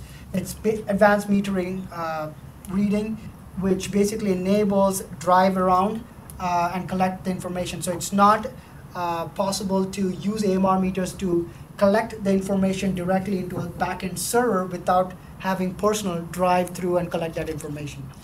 So what the ERT gateway system is going to do is eliminate some of those mobile collector systems. Basically, you won't have those drive around personnel driving to collect that information. So you would have these ERT gateway networks installed in the state of Utah to collect a lot of that metering information, and that ERT gateway will push in all that information to the company's backend system. So this basically enables us a cost-effective way to make these AMR meters have AMI functionality. when I say AMI functionality, what does that mean? It provides interval data. So customers can look into their energy profile data and use it for whatever reason they want for their energy planning and things like that. Go ahead. Can the customer do that once a month after they get the bill, or is it available? It's going to be available next day. So almost full time. Yeah. So, yeah. So, and it's going to be an hourly data, just in case someone has question on granularity of that data. So we're looking at hourly data and 24 hours later, so the next day data. So that's kind of what the Earth Gateway system will do. It will enable the existing AMR meters to convert, to have them act as an AMI meter and give that AMI functionality. It would tell a customer if they had their actual official meter read for the month the next day. Would it integrate with the billing system, or is it just the consumption? No, it will integrate with the billing system too. Yeah. So so I'll just quickly go over some of the questions on this. We received one question was regarding, and this is a fair question, what is the contingency plan? I think OCS provided that question. Contingency plan in case this does not happen or the vendor does not provide this gateway system. While we are going to have a contract with Itron, who is the provider of the system, and there is going to be liquidated damages if that does not go through. So it's all going to be part of the contract. But that said, we have high confidence based on what the technology they have been working on and a similar technology that they have been kind of consistently working on in the past as well. So we are fairly confident that they can deliver on this. But again, contingency plan, we have this as part of our contract where there will be liquidated damages on this. There was another question regarding, okay, rather than having Earth Gateway system for enabling this AMR to AMI functionality for 764,000 meters, why don't you just convert all those meters to AMI meters? Well, it's very expensive because per location it's almost $193. So multiply that with $764,000 meters. That's quite a bit of expenditure, knowing that the existing AMR meters still have some life left in it. So if you can still extend that life with a very nominal investment with the Earth Gateway system and provide that customer service by giving them the interval data, so you're kind of getting the best of both worlds in a way. Okay, all right. And did you mention at that previous technical conference that as you start having to replace meters, you will be replacing them with the AMI meters? That's correct. Yes, we will be replacing it with the AMI meters. And also all the Schedule 136 meters would be AMI meters as well, because we have the demand reads and we don't have to send someone to download the demand, because right now it's a manual download, so that becomes an issue. So AMI really makes things a lot easier with that. And then, sorry, just another review question. You'll also be putting AMI meters sort of at various locations throughout the system to sort of build up the network? Yes. Okay. So the AMI system is going to be, they call it the mesh network. So we will be having the mesh network built on over here, and then we will have the Earth Gateway system as well. And there was another question in the data request, I guess. What is the grid modernization of the smart grid related thing over here? One thing we would like to really investigate is how do you really leverage that mesh network to do something else like distribution automation, or even look into demand response programs using the AMI mesh network. There are utilities out there who have kind of dived into this with varying degrees of success, and that's something that we really want to kind of look into as well. And that's kind of part of our kind of justification, saying that, okay, this is laying the foundation or the framework for grid modernization to do various other applications down the road. So again, for a lot of these kind of things, and even Bill's presentation, we kind of discussed a little bit. Communication plays a big role. How do you manage batteries? How do you manage, different types of equipment, demand response, EV chargers? Can you really, it's not really feasible having cellular everywhere and paying a monthly fee for all these things. It becomes does not become cost effective for a lot of these applications. So can you really leverage an AMI mesh network to do a lot of these things? So that's something that we'll be kind of investigating, working with Itron on this as well. Okay? All right, I'm just gonna see what other information we received. So UCE had a question, and again, a real good question on this. The company's application request was 16.6 million with the benefit of around 67 million. What is the rationale for the project going into step? So the development and deployment of the Earth Gateway system is new. It's not done in any other utility. When I say other utility, I mean the electric side of the utility. It's been kind of worked on smaller gas and water meters and things like that, but not on the electric side of the business. So that's kind of the new thing that we're really looking at, developing this technology with Itron, deploying this technology and really leveraging that technology to enable this AMR to AMI functionality switch. Again, I want to be careful. It's not AMR meter does not become an AMI meter, but it's kind of we get some of that functionality in the AMR meters. And also the CFCI or the line sensor piece, that is something that the company has not done. Integration of all that CFCI data into the dispatch center, where the person can see on the screen what's happening on the distribution system, enabling faster outage response. That's not done. So looking at the uniqueness of the project and kind of the overall benefit that the project really brings in terms of learning outcomes for the company and kind of tangible benefits for the customer in general. I think that's why we think this is a really good fit for the STEP program. Again, there was a question on what type of critical customers. I think I already answered that. The company states that the Advanced Outage Management Project has an estimated $930,000 in annual OMAG or operations and maintenance reductions. What exactly it is? Basically, like I mentioned, there will not be a need for drive around personnel going around collecting that information. So this will eliminate around 7 full-time employees to do that work, and that's kind of the O&M savings that we mentioned in our filing and in my testimony. And I'll add to that. There's more information on that topic in Data Request DPU 10.42. Yeah. Numbers. Okay, great. The next one, last bullet, integrate field equipment data into the company's control center operations. I think I've mentioned quite a bit on this already. So CFCI data or line sensor data, AMR data through the Earth Gateway system, plus other field equipment data such as line reclosers or transfer trip devices. All this information coming back into the, if you go to the next slide, coming back to the main system where you see kind of the energy management system in the kind of the one-line diagram over there. The company is Monarch.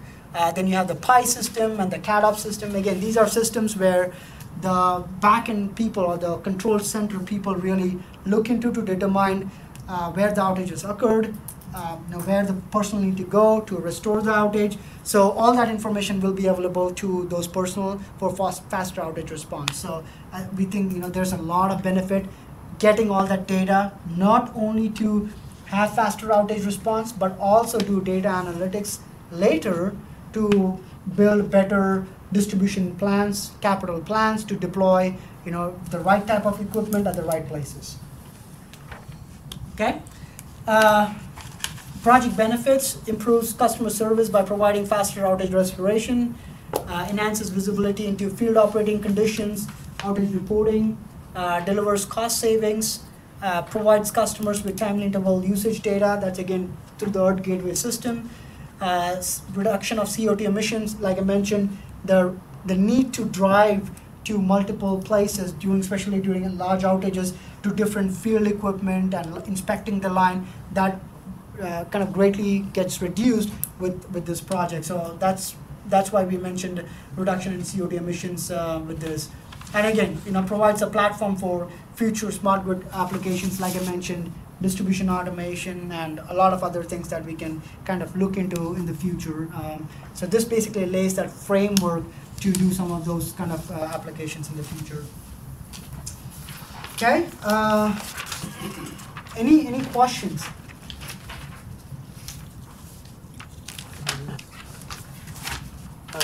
This is Ken Wilson with Western Resource Advocates. I guess my concern is that, you know, the whole country is going to full AMI. I'd say 3/4 of all the utilities or all of the meters in the country are already full AMI. And my concern is that AMR is not really going to be supported for that much longer. And I think you're just delaying the inevitable by not going ahead and going with full AMI. So that's just my opinion.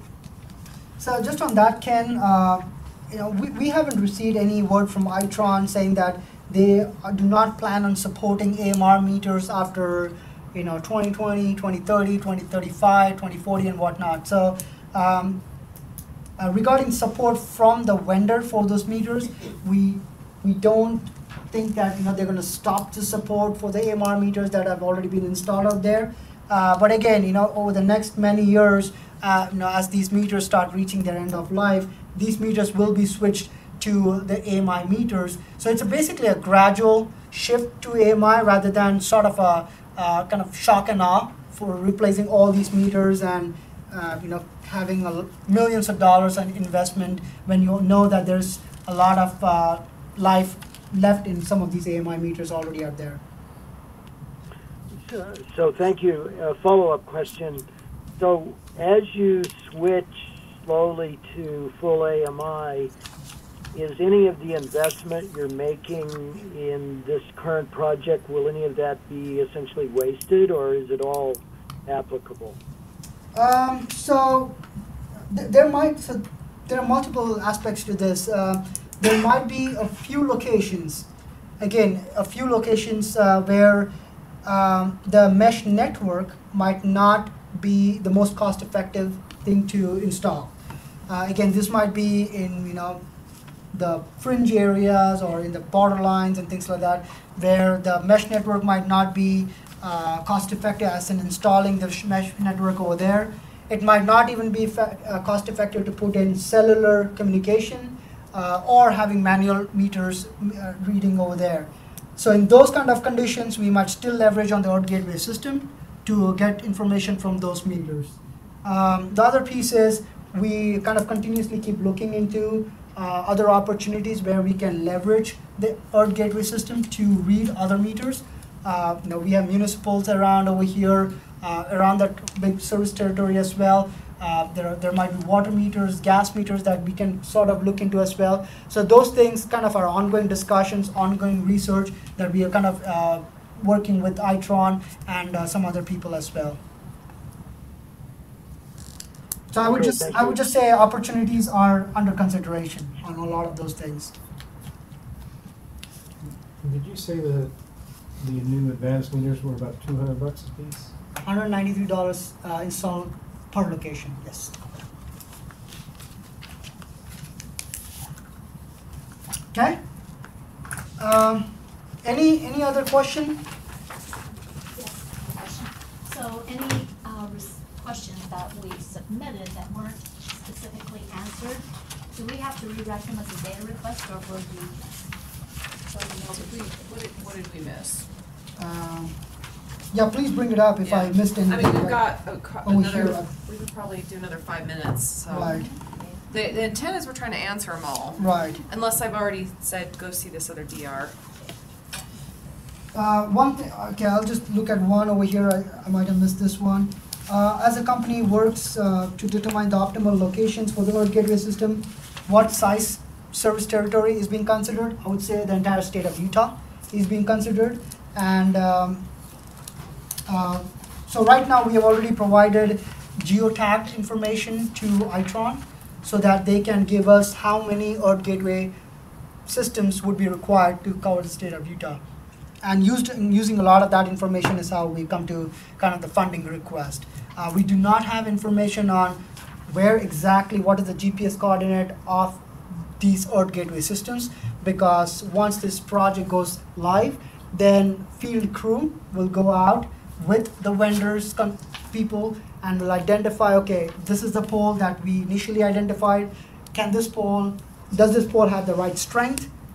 the right clearances to take on this additional Earth Gateway network? If not, can we replace the pole or can we go to the next pole? So those things are still not fully done. So that's kind of one of the responses I would like to give on that particular question. Did I miss anything? Look at number 6. The offices? Oh, okay. So the cost of, is that the one? Yep. Okay. So let's see, while the cost of the ARMS project are calculated over the 3 years period, the benefits are for the 25 period.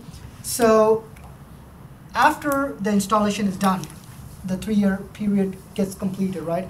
That's when we'll see kind of the elimination or the reduction of the FTEs. So that FTE reduction, which is what we're kind of mentioning over here regarding the O&M savings of $930,000, that goes all the way to the 25-year period. Right. The other piece is also the outage management benefits of this whole project. That also starts after the entire system is in place. There might be some benefits once the system starts going in place, but again, the full benefit starts to get realized once this entire system is in place, which is going to be after 3 years. So we anticipate the Earth Gateway system installations to go all the way till December 2021.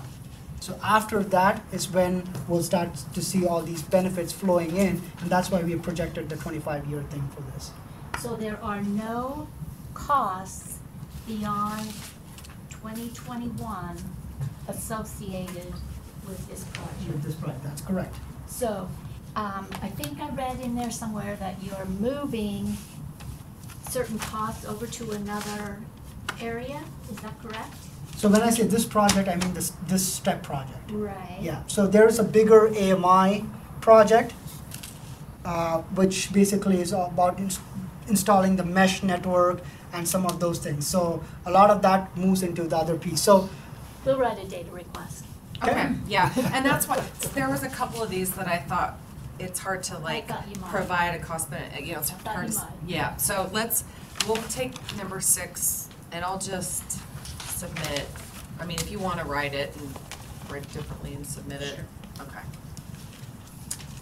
I have a question, sorry, this may be in that or filing and I can't remember, but for each of these kind of 3 different technology components, is there information about the cost of each one individually and then the benefits relative?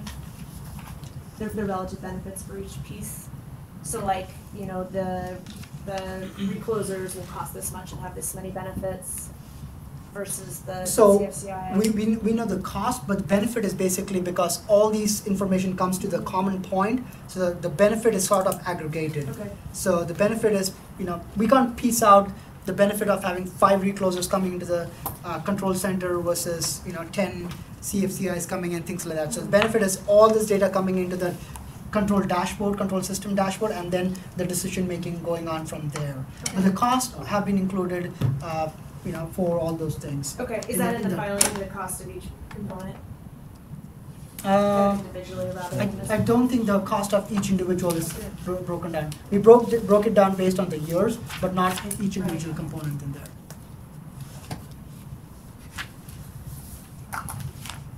But yeah, we have that information, so there's a data request on it and we'll I feel like that's another DTU one. Are you coming to see that one on Thursday night? I'm not sure. Oh, yeah. He's been out when I Yeah, screwed but- it up. Chuck, it probably is. Oh, okay. Okay. Okay, anything else? Any other questions, comments? Okay, Okay, so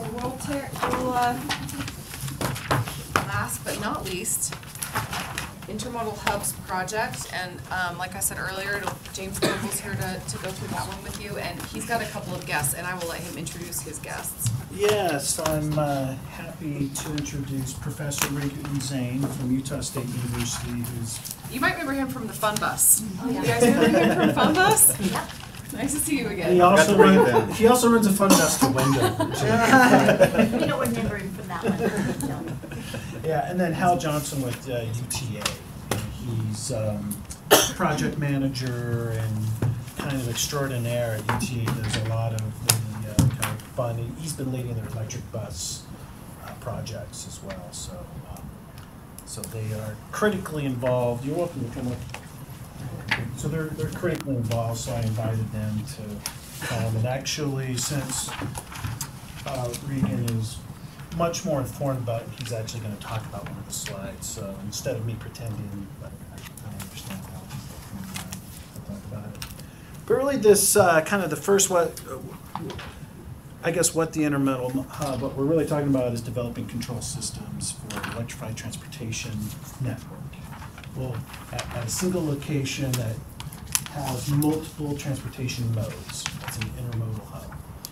Well, why are we talking about that? Why are we interested in doing this? If you look at the chart on the top, which shows from Bloomberg some of the projections of electric transportation and how it's moving. Some of those projections out by 2040, 55% of all new EV sales are expected to be electric. By 2030, it's almost 30%. What we're actually seeing here in Utah is significant growth as well. We've had in about 2015, we're around 2,000 vehicles, 2016, net 2,000 to 3,000 vehicles. Today, we're about 9,000 vehicles, so we've seen a 300% increase in 3 years, which is greater than the national average. And so we're seeing this trend happen. This concept of the intermodal hub is actually an extension of work we've been doing with some of our other STEP EV projects, but also that we've got this Department of Energy grant, the West Smart EV grant that we've been working on. And so really what we've learned from there, we're now taking here is like, okay, this is really what's the missing link, so to speak. And if you look at, again, as I was saying that as these projections of growth, the other area that's going to grow in electric vehicles is also in trucking, medium and heavy duty trucking. They're actually two different platforms if you actually look at it. Passenger vehicles are all developed on one series of platform, change supply, all of that sort of thing. It leverages existing technology. Well, trucking is a completely different platform, and so it goes on a different schedule, really, than what's going to happen with passenger vehicles. Interesting enough, trucking is probably going to potentially go even faster because it's not dependent on consumer preferences. It's all based on economics. And so what we see here in Utah, why is it happening in Utah? Well, we see this big growth is because the fuel is cheaper. It's actually cheaper to operate electric vehicles, and then there is some air quality benefits as well, as the emissions don't occur in the valley.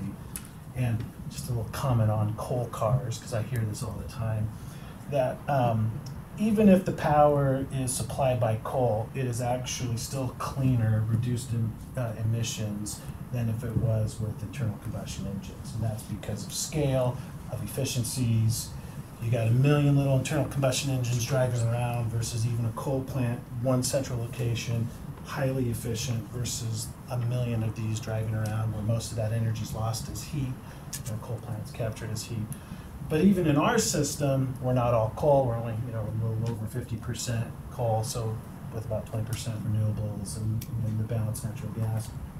That even with that, the net emissions are cleaner with electric vehicles than it is with other gasoline or natural gas vehicles. Just want to get that out. James, on that graph, could you tell me what ICE is? Yeah, sorry. ICE is internal combustion engine. BEV is battery electric. PHEV is plug-in hybrid. So that's like your Volt. And then, yeah. I was just, if it's okay, I could mention on the bus side, just supporting what James says on the efficiency. So electric bus is gets the equivalent of about 15 to 18 miles per gallon, where diesel-fired buses are 4 to 5 miles a gallon equivalent. So there's a big difference in energy efficiency, and so that's why there's been a lot of change in the transit industry over the last 5 years, moving towards electric buses because of that fuel. Yeah, that's like with that kind of underlined there, where Bloomberg predicts by 2030, 80% of all global bus sales will be electric. That transition's happening faster than any other segment. Now, what will that do is to our, if we actually start seeing, right now, we're only about 1.5%. I think in 2018, Utah was about 1.8% of new sales were EVs. It's growing. But what happens when we start reaching some of these other levels and the infrastructure demands that are going to start hitting that? That's where there's going to potentially be this issue. This is a study done by Engel and his colleagues that basically talked about that's going to become a bigger barrier as we move forward. And so that's why we saw, well, where is an area where we're already going to build concentrated infrastructure to handle these vehicles, and then let's kind of focus around that. And so that's where, even with buses, where some of the charging is about the traditional overhead bus charger is about 450 kilowatts, so kind of requiring that. And how we would traditionally handle, and how we're handling today, when a customer comes in, they want to add a piece of equipment, they would work with an estimator and say, okay, we got this 450 kilowatts that we need, and so then it all gets calculated, all right, and then back upstream, 450 kilowatts worth of infrastructure that's needed for that. When it's a one-off, it's not a big deal. But as we're starting to look at multiples, especially with adding more and more of these, this can be pretty significant. That's why, simple calculation with, if you put in 6 of these 450 kilowatt chargers, it's over 2.5 megawatts worth of infrastructure needs, both on the customer end, but also upstream on the T&D side as well. So what we wanted to do is, like, let's, instead of kind of approach this how we traditionally do it, we're stacking all of these loads where you have basically 6 of these. Is there a way we can do this differently? Can we approach this differently, especially in a scenario when it's pretty low utilization? That's the graphic there on the right, which kind of shows how that's more for a passenger vehicle, but if all these cars kind of pop in, and what we've seen is not right. You don't get to spread these charges out throughout the day. It's just whenever it comes in. And so, is there something we can do in terms of a control system where we can manage that, where we don't have to build out the infrastructure to handle, all of them at once? But can we do this so we on the back end we don't have to kind of overbuild our system? And I know there was some question about some of the state-of-the-art chargers. So right now, the 450 kilowatt would be the state-of-the-art for overhead chargers. We're also looking at doing between a 50 and 100 kilowatt for depot charging. That's kind of state-of-the-art for the buses. As a comparison, passenger vehicles, the new state-of-the-art for passenger vehicles is 150 kilowatts chargers and 350 kilowatts. And that's actually what we're seeing with some, like Electrify America, that's moving into the state, that's putting in these, I guess, kind of fueling centers, multiple 150 kilowatt chargers and 350 kilowatt chargers. And so,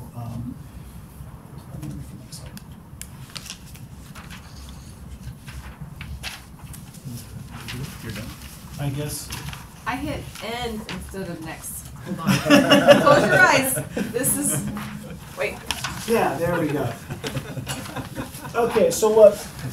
Only Mike has been right. So what we were looking at, so here's the picture of, so how can we do this where we know we're gonna have to concentrate a lot of infrastructure at one location. So how can we do this? So this picture in the center is the intermodal hub that's located on 200 South and 600 West. And it has multiple, it has the front runner coming in, the light rail.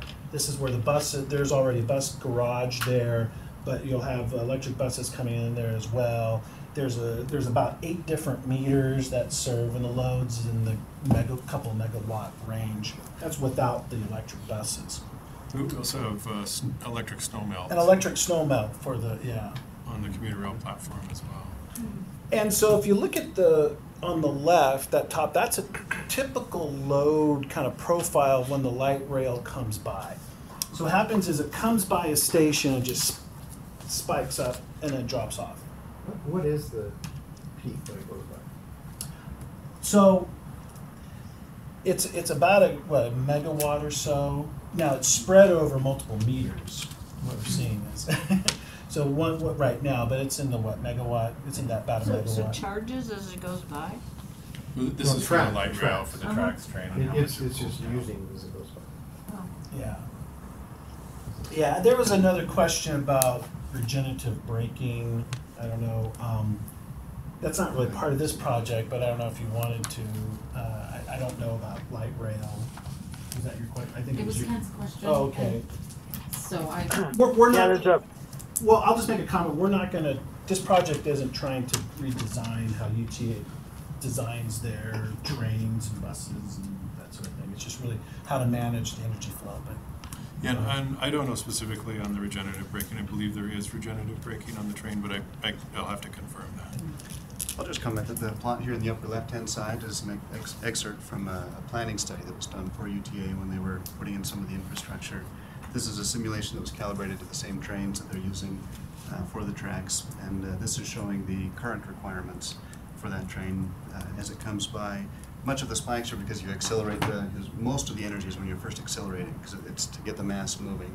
And so when you first take off, that's when you get this large spike up. And you can see that there are negative spikes down. So those negative spikes would be the regenerative braking system. And so what we want to do is, can we then charge buses in between these valleys of the spikes of when the train goes by?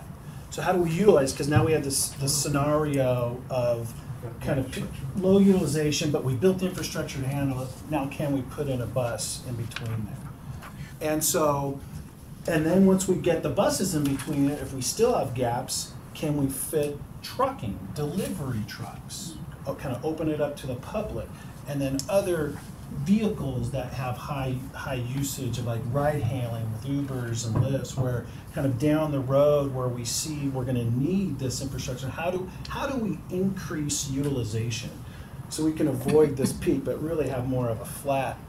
And so that's kind of the vision, is how do we incorporate these multiple modes of transit utilizing the same infrastructure without having to overbuild both on the customer side but also on the back end on the T&D side as well. So now this specific site, we've already built it. So it's not gonna, this project's not gonna really do much initially for this site. This is really about creating a concept, proving out a technology more than anything, because we've already built it. And so right now what we're looking at is bringing in 2 overhead bus chargers. So the UTA got 3 buses as part of a University of Utah. But why don't you go ahead, Hal? Yeah, so we got what's called no and low emissions bus grant from the Federal Transit Administration. We won the grant in 2015, and so as James mentioned, that'll provide 3 all-electric buses to UTA and 2 to the University of Utah, so a total of 5 buses on that grant. And the University of Utah is going to use 2 of theirs on their cross-campus route, and we'll use 3 on our route connecting up to the University of Utah. And then additionally, you've got a separate project and separate route that connects Salt Lake, the Valley, to Park City.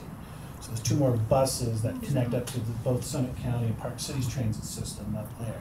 That will be then housed down at the same location. So right now, we know for sure there's going to be 5 electric buses that will be operating out of this hub. Now, we also know the long-term plan is to expand that, and we were talking about an additional 27 electric buses that could fall in within the time frame of this project. I think there was a question about that. So that was just a grant application they've already submitted.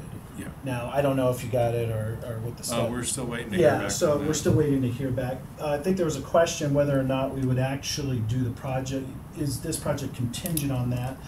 I don't think it's no, because if they did get it, those buses would start coming in at the end of the project anyway. So most of the control systems, the tool development, won't be utilizing those other buses. We'll be utilizing just these first 5. But so it's not contingent on it. But UTA is going to move in this direction anyway. So whether or not it's that project, that grant, that 27 for this grant, or they get some other project, it's eventually going to be there. Yeah, there's another no and low emission bus grant opportunity from the Federal Transit Administration that we're working on another application for. Yeah. And so it's a the industry's really moving that way. So the feds they provided $85 million in this grant opportunity for buses all around the country. How many buses does UTA have?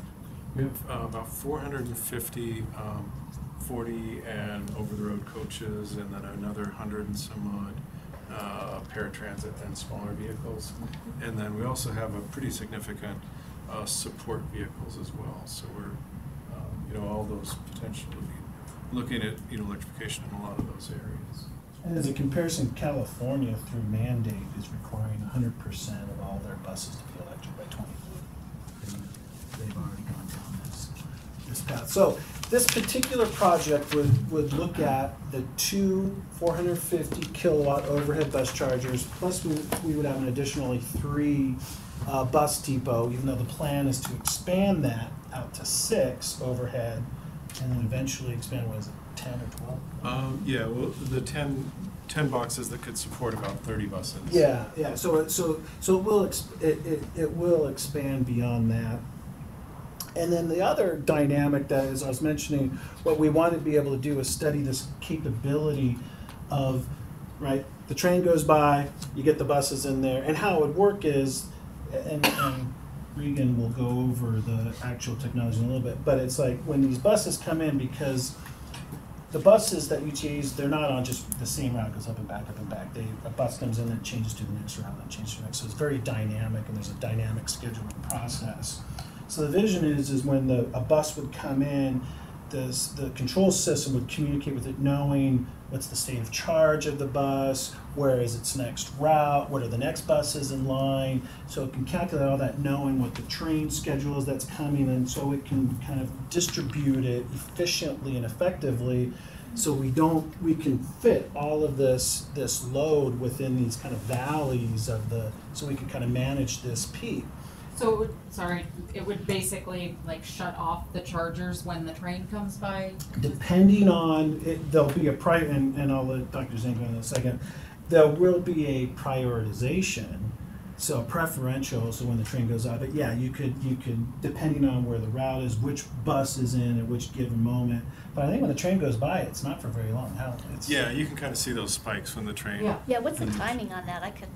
Yeah, it's just for seconds as the train powers up, and then as James was discussing, you get that when you have especially 2 4-car trains. Mm-hmm. So like for a jazz game or something, if we had 2 4-car trains that had 600 people on them each, it's a huge load when both of those pull out at the same time. So. Do they have to commit to going on diets too? Only for jazz games. I have a question. This made me realize I don't know how trains work. How do they are powered at each station, and how do they stay moving? Are there subsequent? Yeah, so Passengers pedal. yeah, so within our system, so we have 50 miles of light rail, and roughly every mile there's a traction power substation, and what that does is it takes AC energy from Rocky Mountain Power or other utilities, and we transfer that to DC energy, and the DC energy feeds onto the overhead lines, and so then the trains will shift from station to station as it moves through the system, and then there's redundancy built into the traction power substations in that, so we could have 2 of them go down, and we could still operate because it would backfeed from other substations, and so we could still be running. So if there's a blackout in Sandy, we'd get feeds in from Draper and Murray to help keep the system running. The trains won't be as high performing, but we can keep them moving in those situations. So this would, as the train moves through, load drops off as it's moving, and then would go to the next traction power substation as it moves through the system. But then at this hub where that's low, where it's dropped down in that valley, we do the bus charging, and then also potential open up to delivery trucks and the ride hailing as well. To try to still kind of make sure you don't go over this kind of peak demand, this peak load, but try to increase utilization as much as possible. And so for this specific project, we're not going to impact any of the existing substations or feeder circuits right now, because they can handle even up to the the 6 overhead charging stations, although it would get close to maxing out, so it would start having but so we don't envision really impacting really the company's upstream at all. This is primarily just going to be developing these tools downstream to increase utilization. We're also going to look at, as part of this, look at some of the potential of some of these demand management, whether that's a demand response. We're not going to implement a kind of traditional utility demand response where we're going to pay them to not use. We're not going to do that. That's not part of this. We're not turning the trains off. Yeah, but it's looking I ride at, them every day. I appreciate that. but what we're looking at as well is in the future, is there something we could do, especially on the ride-hailing side, the delivery trucks, that side, there could be some specific demand response. But the project, we're not going to provide any funding for that. It's more about evaluating those potential applications. And there's also on the bus side, if the bus is coming in and it's already at an 80% state of charge, we may not need to charge that bus in that period. But if one's coming in at 20 or 30% state of charge, then we prioritize. And depending on what its next route is going to be. So that's where we'll need this kind of smart machine learning based software that can then take in all of these different inputs and then really redistribute, in essence, tell the energy flow where to go. How long does it take to charge in one of these buses? With the fast charger, we can pick up in about 5 minutes, about a 10-15% increase in state of charge in the bus, which is enough to kind of get us another route backing up. And then the overnight chargers, it's a much lower level charge, and so it just charges over a longer period. And in terms of the charge, I know there was a question about who's going to fund these chargers. This project's not funding the equipment. It's only the control system tools. The UTA has to find the funding for that, whether it's through other grants or incentives.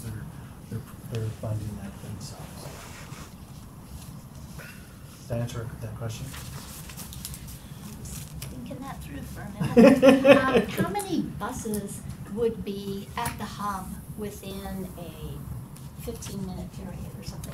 I'm trying to figure out how the train goes, and then we're trying to fill in with these other buses, but we have a finite number of chargers, so how do they charge? And I mean, I get that there could be a system that would say this bus needs a bit more than that one or whatever, but how many typically would be there at any one time or within a short period of time? Yeah, so this hub is our busiest one in the system for buses, and so and it's kind of fun to watch actually. So typically we'll see. I guess that's coming from the bus guy.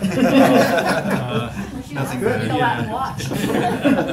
In the peaks, we'll have like 8 to 10 buses come in at one time, and they're timed to meet the trains, and so we're trying to be able to deliver and pick up customers from the trains, and so you'll kind of watch these peaks of buses and trains move through the system. So probably 8 to 10 at any given time, and then probably in this hub I'm guessing 60 to 70 an hour are rolling through this location. And then we have, other hubs in our system are very busy as well, like our West Valley hub. We probably have close to that many buses rolling through, but we don't, as well as the light rail.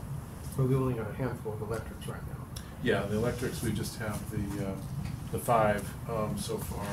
We're building a new bus garage in very close to this location, and we're planning for being able to support a much larger fleet of electrics.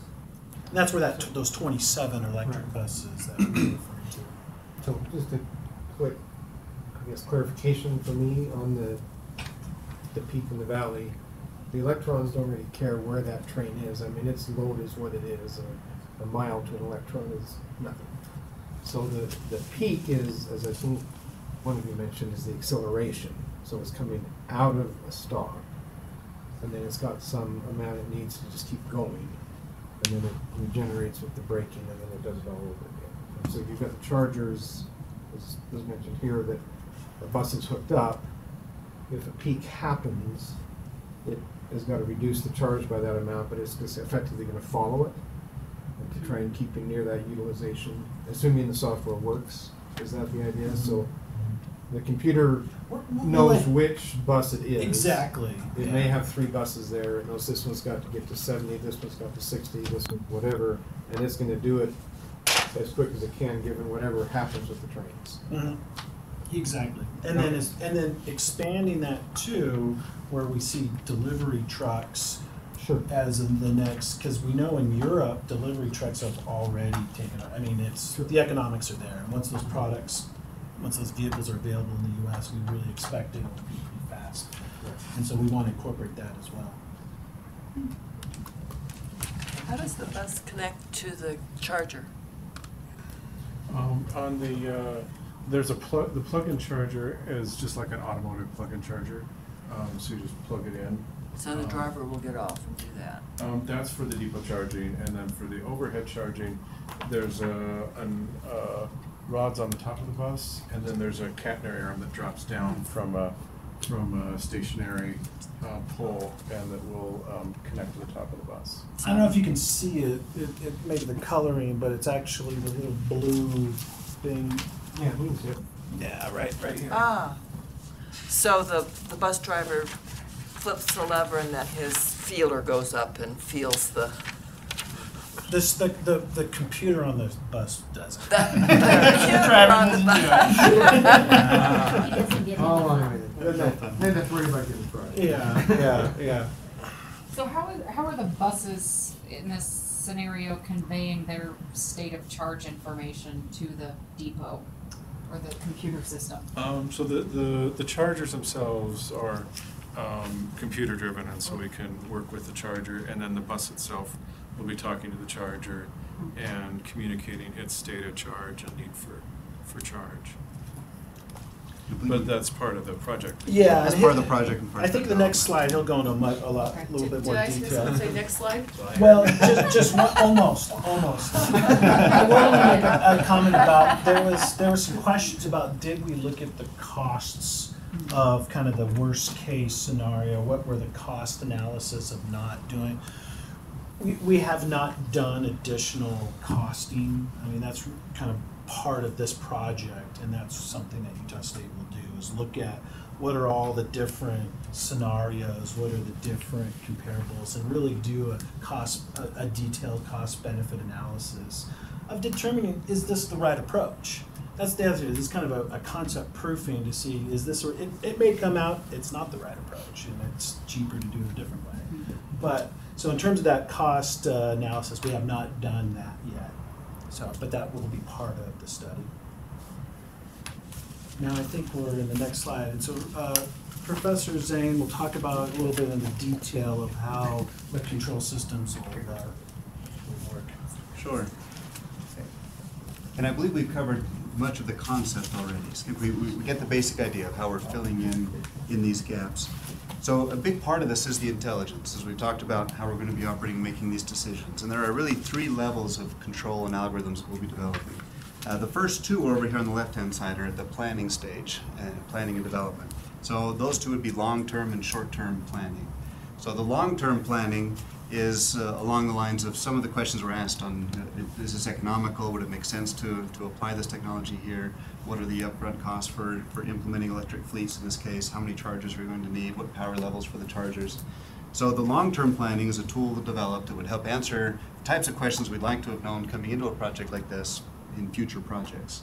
And so now you can input the information regarding that facility. You can input information potentially also on the distribution infrastructure, the capabilities of the feeder networks into that facility. And you can look at the fleets, and the output of the tool would be these types of answers. How many chargers would you need? What would be the reduction in the peak if you were to apply this technology, et cetera. The short-term planning is you've already made these decisions. Now we have a certain amount of infrastructure at the facility.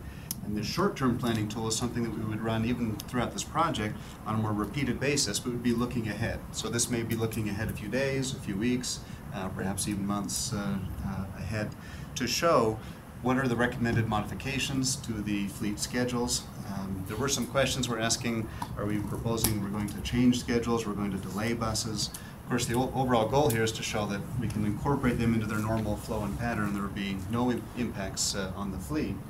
And part of this tool and this evaluation will be to show that indeed that is the case. And the short-term planning tool will be learning over time and showing, okay, given what we've seen over the past 2 weeks, here's a recommended change to make sure that what happened yesterday doesn't happen again. That's the type of thing that we'd be doing on this short-term planning. It would also be looking ahead to show, particularly if there are inputs. So if we were to input to this, we just won a grant. In the next 2 years, we plan to incorporate 10 new buses into the system. This would also be projecting, okay, you can handle this up to X, and then there's a recommendation that you have 2 more 450 kilowatt chargers added, for example. So those are the tools that we plan to develop at the planning stage. Then we have the runtime or real-time operation, which is more what we've been talking about. For the runtime to really be practical or even useful, we'd have to have run, the planning had to have occurred, and we're now in a system that has the capability to now share these loads and gain some benefit. So now, assuming that we have now the buses, we have the additional loads in the system, and we have presets, the projected fleet management and route schedules. Now the real-time operating system is where the excitement happens. So now this is where we have this adaptive learning that will now detect changes in the system. Okay, this isn't what we expected. A train was delayed, there were more passengers, there was an outage, and it'll be continually rethinking how should it upgrade this, how should it adjust to plans coming up. And that would be this is the system that would make the somewhat complicated decisions. This bus should only charge for 10 minutes and then move on. This one's going to be 5 minutes and move on, based on looking ahead to the next 2 or 3 routes and saying, okay, you can manage this route. You're not going to have a problem by the time you get back from that route. You can start charging then. So move out of the way because the next bus can't make the next route.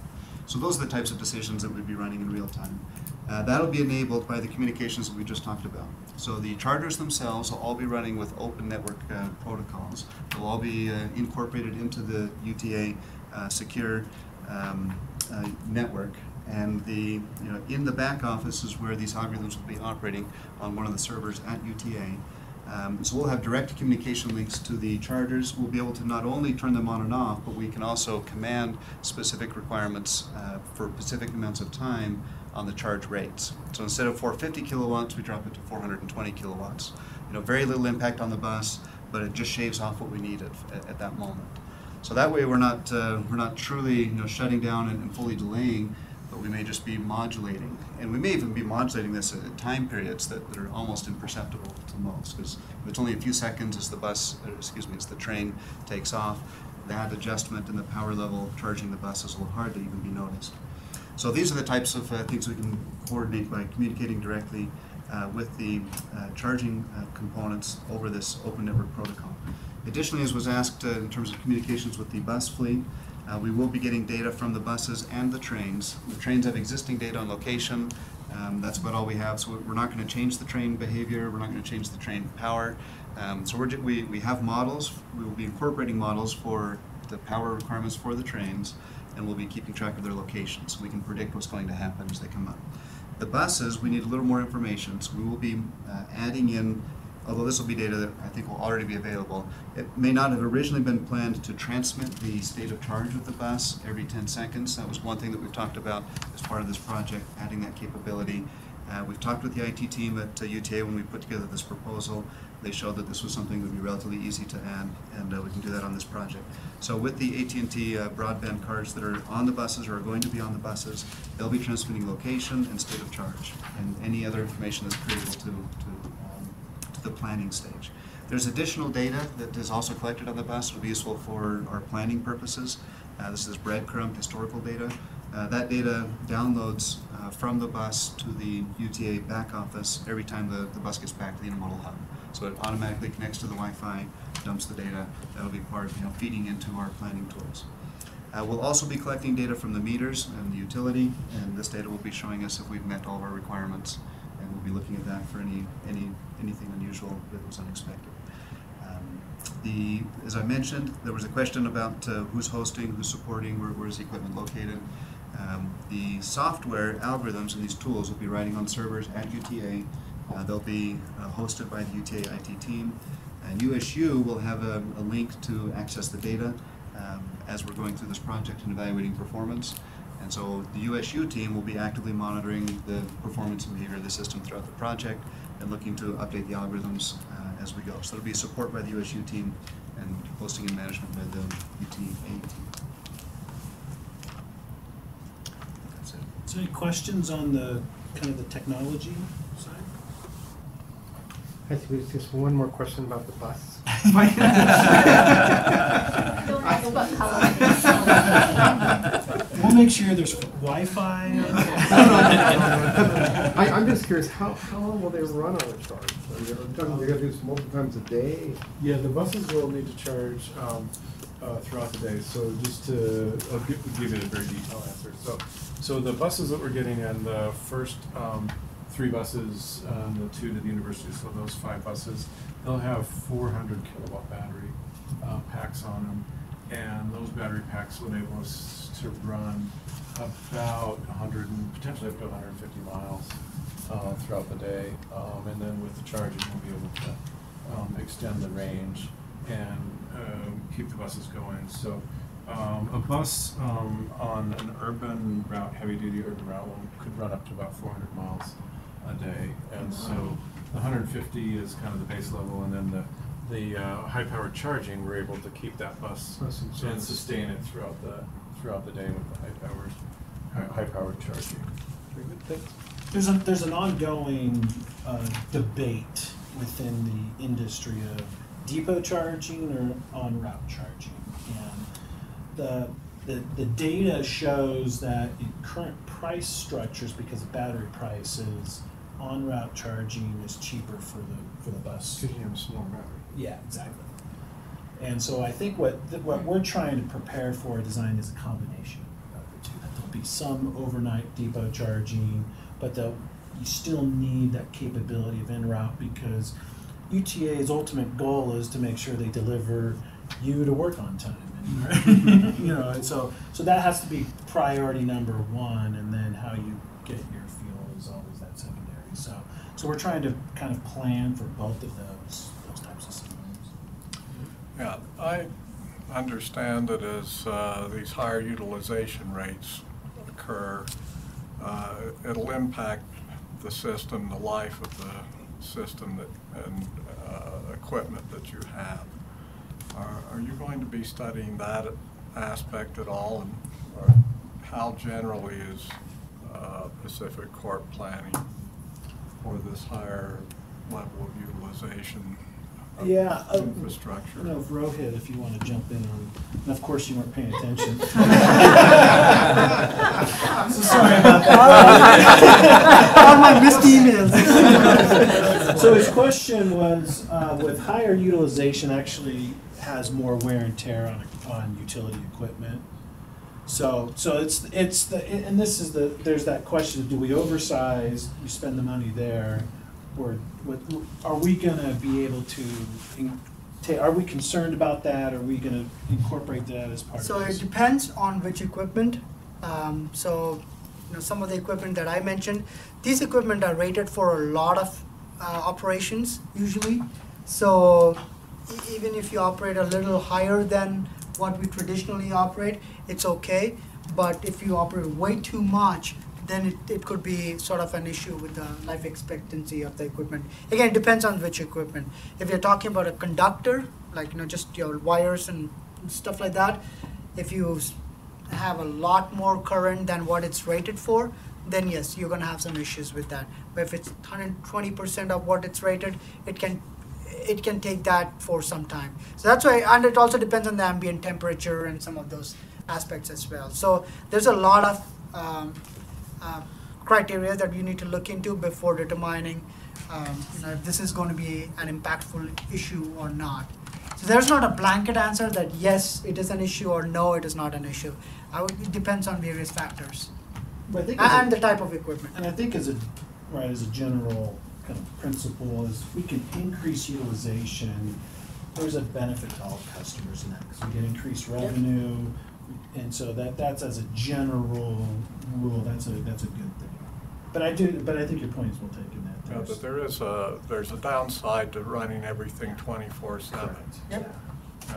Now, whether or not that downside, like I said, I think as a general principle, it probably is less than the The benefit. benefit, yeah, but I'm just, But it's a fair point, and I think that's definitely something we can study as part of, to see, especially see some of the changes now that we're getting these buses in at the beginning. That's one of the good things about this. This is square zero, ground zero. It's right at the beginning we're starting this. You said something about ambient temperature as an impact. Are there some general rules of thumb for how things change when it's really hot and really cold? Yes. And based on that, we rate our designs accordingly. So for example, we operate our kind of transformers at 110%, for example, or 100% during summertime, because the ambient temperature is pretty high, so it has an impact on the transformer and things like that. In winter Doesn't work as well. Yeah, it works fine. In wintertime, we have a higher operating, so we allow the transformers to work approximately 130% of the load of what it's rated for, because the ambient temperature provides enough cooling that it's not going to melt some of the equipment in the transformer, things like that. So ambient temperatures do matter. Again, it depends on the types of equipment and things like that. Not all the equipment have a summer rating and a winter rating. How about charging? Does charging change with temperature, with ambient temperature? The buses, the battery definitely Yes. changes with temperature. That's a huge impact. Now these are, so the hotter the battery gets, the less efficient it is at receiving the charge. Now there's a battery management system where I'm sure these are liquid cooled batteries. Yeah. It tries to manage that, but temperature is Thank you. The batteries, they also can be heated in the winter as well to kind of maintain it. And they've got, yeah, that's right, because your camera will quit working if it gets cold enough. So you don't want your battery. Good, thank you. Any other questions on the specific technology? Okay, next slide. So really we're using this first, the 600 west, 200 south, is this intermodal hub, is this pilot. We do see there being, using this as really just kind of roadmap of how to deploy this to the broader transportation electrification that's going to happen in this valley in the next 10 years or so. And so one of the big things is, and I put this in there, is with the Olympics and the Olympic Exploratory Committee. And I've talked to members of the committee, which this isn't just Salt Lake City, this is the governor's committee with the Speaker of the House and the Senate presidents on this committee. And they have, in their report, they talk about there being a zero emissions transportation system. You actually look at what happened in Los Angeles Olympics, they made this commitment, the Olympic Committee committed the city to transition to 100% electric buses. Then the state followed that, statewide, but it was driven by the Los Angeles Olympics. Same thing's gonna happen here. And I think Hal kind of sees it. They haven't gotten the directive yet because we haven't gotten the Olympics. But it's one of those things, what we don't want to have happen is, it's a couple of years away, they'll get a bunch of federal money to buy a bunch of electric buses, and then we're going to be stuck with, okay, now how do we handle this infrastructure to implement this as part of these games? And so that is something that I see is going to be very real. But even without the Olympics, this is still the direction it's going. And right here, this map on the left this was a study that Hal did. I think you got the University of Utah and some other universities as well, that looked at where would a network of charging infrastructure be needed on the existing routes. The good thing about buses is buses follow where people are. So we know that where the buses are going to be, there'll be other uses, there'll be other electric transportation needs. And so what they found was about 70 potential locations, and that's in these kind of red dots. You can barely see it, but the little green triangles are depots, this hub being one of those depots. And also, along there's, as one of the things about the track system, it's 20 years old. It's 20 years old now. Just kind of interesting to think about is the passage of time. But so when it was originally designed, they have to upgrade it. And so there's going to be some serious upgrades associated, which will follow this kind of main, along with some of these other buses. So there's another opportunity there that as this infrastructure gets upgraded, that's why we want to be able to develop these control tools so that as these get upgraded, let's think about the future electric transportation system, both with the light rail, the electric buses, but also with delivery trucks, trucking, ride hailing, all of these other uses of this same equipment. And if we do it smartly and we do it right now, we can do it where it's not going to impact, we can reduce the impact on our grid and all of our other customers. We can increase utilization, which has a benefit across to all customers. We can, and it's also a big solution for air quality as well. That's another dynamic. But so, but UTA is not the only potential use to this technology that we're talking about developing. Park City also, they're interested. They're definitely interested in doing it. Zion National Park. Zion National Park is probably the second largest transit system in the state. They move 5 million people up the same.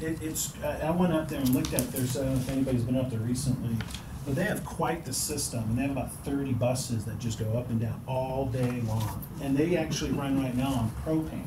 They want to move to electric, and so they bought their first two. What's different than UTA, actually, they have to take more people, so they've actually approached bus manufacturers and said, you need to make a bigger bus just for us.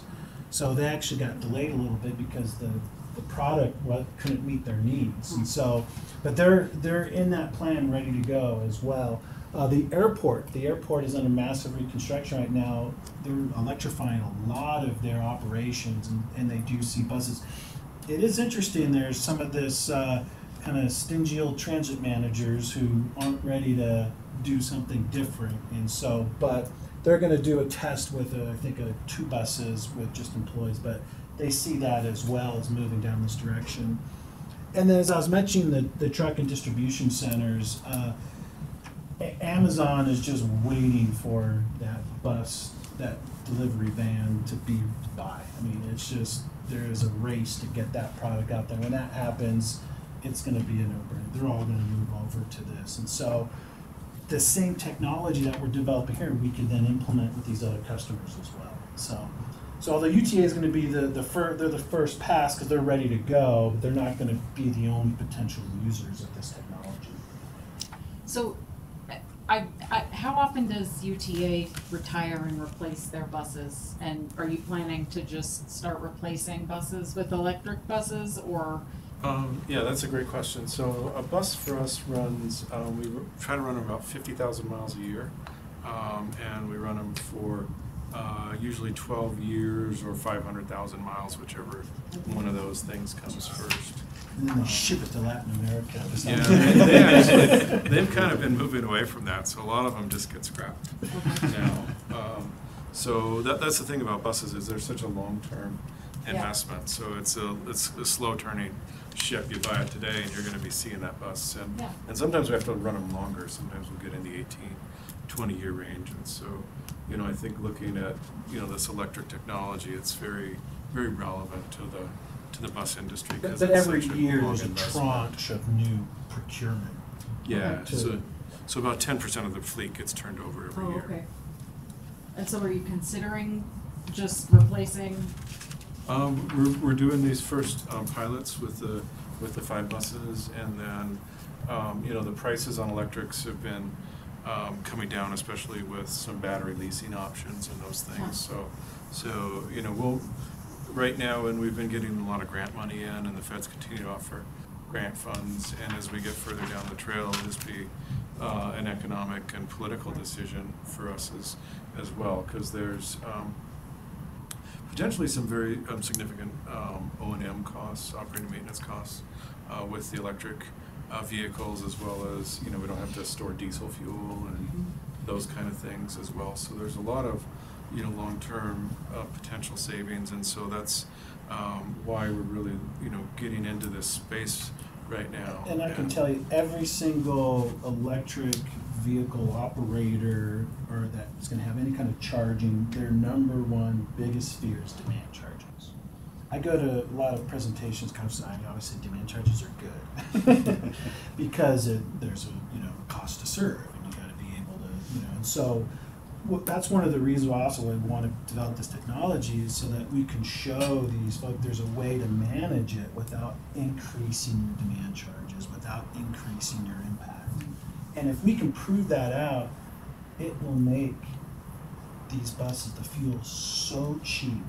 I mean, it'll be whatever schedule, if they're just having to pay energy costs, 3-4 cents a kilowatt hour to fuel, where he was comparing, a five diesel gets 5 miles to the gallon in the 18 to 20 miles to the gallon equivalent with electric. They can even increase that with if we can get these demand costs down. So there's a big opportunity to really help kind of push it forward. And for us, if we can get some savings, it just enables us to put more service out on the street. Last thing, there was a question on other industries. I think it would be about can this technology be used with other industries? I think it would be great if it can. I mean, we're not doing it with that in mind, but if there's opportunities to leverage this for other uses besides transportation, I think we would love to be able to utilize it. I know we had another question about would we share this information that we learned, and we'd be more than happy to kind of create some ongoing workshops and outreach to share our findings. We got some questions about the kind of the software. There will be, intellectual property associated, so it's not going to be open source, just give it away. It'll be code as lawyers get involved with Utah State and working on power at work. So we'll still try to make it available for our customers so they can still get value of it. But if this turns out to being very successful and other communities want to utilize it, then there'll be some kind of licensing associated with it. That's assuming that it's successful. Okay, so assuming it's successful, you're saying that it will be co-owned by USU company? Yeah, so how traditionally intellectual property is treated at the universities is there's a kind of a shared ownership of that. Is anyone else or other transit systems that are looking on or have developed technology like this, or like the Electrify initiative? There's a lot of interest in this when I've pitched this idea with different agencies. I think we'll be able to find there's a lot of interest. Yeah, I mean, we've been working. We're ahead of the game, though. Yeah. is the answer. No, they haven't, but when we pitch it, they're like, oh, wow, yeah, this is what we should be doing. Yeah, this is definitely a big concern we've heard from the Federal Transit Administration or our other partners is how to look at this exact question. And we've been working with TriMet in Portland, Oregon, so they've been a partner with us, and we've been paralleling on our new flyer deployment. So they've been just ahead of us, but we're close to catching up to them on the deployment of the vehicles. So. But on the utility side, we're further ahead than Portland General. In terms of but that means that there could theoretically be an income source Yeah. that might offset some of the investment Yes. that ratepayers have made. Yes. And there have been academic publications with a lot of interest around load management, particularly around microgrids, and as EV charging has come forward. This is a known topic. We're not the first to be thinking in general about this. And there are some tools that people started putting together at simplistic levels. For example, to manage multiple 50 kilowatt or level 2 chargers at a site. Mostly just showing that you can turn one off and turn the others on and manage that. But I do think we're ahead of the curve on a more advanced learning approach. And what makes this different is it's one thing when you have one charger manufacturer communicating with the same vehicle, but what we're talking about is developing tools for multiple chargers from different brands, and also multiple other types of loads and how that communicates. No one's doing that. The mix of transit we had, modes, I should say. Yeah, no one's doing that. James, this is a first effort for Pacific Core then. You're not doing anything like this in your other states? Correct, yeah.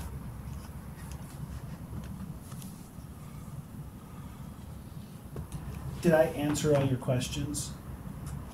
I'll send you a deal. I'd like to see it in writing anyway. Yeah, then you'll enter remember what they said. But this was very interesting. It was a lot better, That's cool. you know. Any reading. I'm sorry, Bishop. I told you it would be.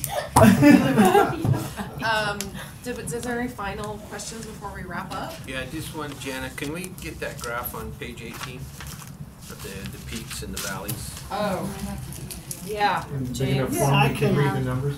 Yeah. I know, I tried to like, I was like, Are you okay sharing that report? Yeah, you can just have. There's a full report if you're really curious, I mean. I am. Pages, but- That would be cool. But it talks about the study that they did on, and that's just light rail. Yeah, and the study's for the line that connects to the hub, so it's the. yeah, so it would make sure everybody in the docket gets it. Okay. Would you like? Okay. What do we know? And, anything else? Okay, well, I appreciate, our friends coming today, and I appreciate my witnesses, you know, and all the work that they put into this presentation. I hope it was helpful for everybody. Let me know if you have any questions. Write your DRs if you have any follow-up. And we'll be excited to see your comments. When are they due again? May What's your 14th. step? May 14th. I want to say the third. All right, well, on behalf of the commission, thank you for coming, and Thank you. call is officially adjourned.